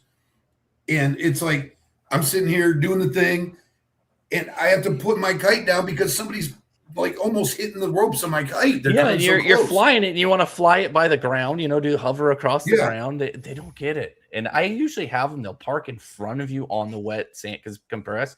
I'll go all the way where you got to be in 4-wheel drive up there. And they'll just park either beside you or right directly in front of you. It's like I'll throw a ball out into the waves for my dogs, and they'll park in between me and my dogs. And I'm like, dude, move. And then they get mad that your dogs run at their car. It's like we're off the leash. Put your dog on the leash. Yeah. This idiots. We got 10 miles of beach. You don't have to be anywhere near my unleashed dogs. A bunch of idiots. The damn idiots. Or they want to come through and 50 mile an hour. What? Go ahead, Bill. Oh, are you gonna be on all night, or did you want me to raid you or Chris? Did you want me to raid you or Chris in a few minutes here? I don't care. I don't know. Is there anybody here that wants me to stay live? When you end, will it kill me because I'm attached to your channel? No, I would ask you to disconnect and then do your own thing for a little while, and then I'll raid you. I'm thinking that's how to do it when you're connected to me on StreamYard right now. You'd have to maybe restart your thing, and then I'll raid you. How about that? Tell your people to come back and see you. I can do that. I have no idea how many. I can't even see my channel right now. I don't know if I got people there or not. You got 11 over there. 80 I'm seeing over here. 80 something, 85. 82 on mine. Angry's got 11 on his. Yeah, I'll do that. I'll go live on mine and see if anybody wants to hang out. If they don't, I'll just turn it off. Sounds good. Thanks for watching, Well, guys. appreciate you guys hanging out. Let's do it again. All right. All right. Yeah. Peace out, guys. Patriot on. And if anybody wants, I'll see you at my channel. So kill me, Bill, and I'll go over there and restart. Unalive, in a digital sense. Okay. Chop my channel. Oh, that's what he meant. Chop his channel. Okay, that's what he meant. Okay, that means he meant remove him. Make sure you guys come back, and he'll be live in a little while. He'll probably talk to you guys more over there, Doc, and everybody that's on his channel. So I'm gonna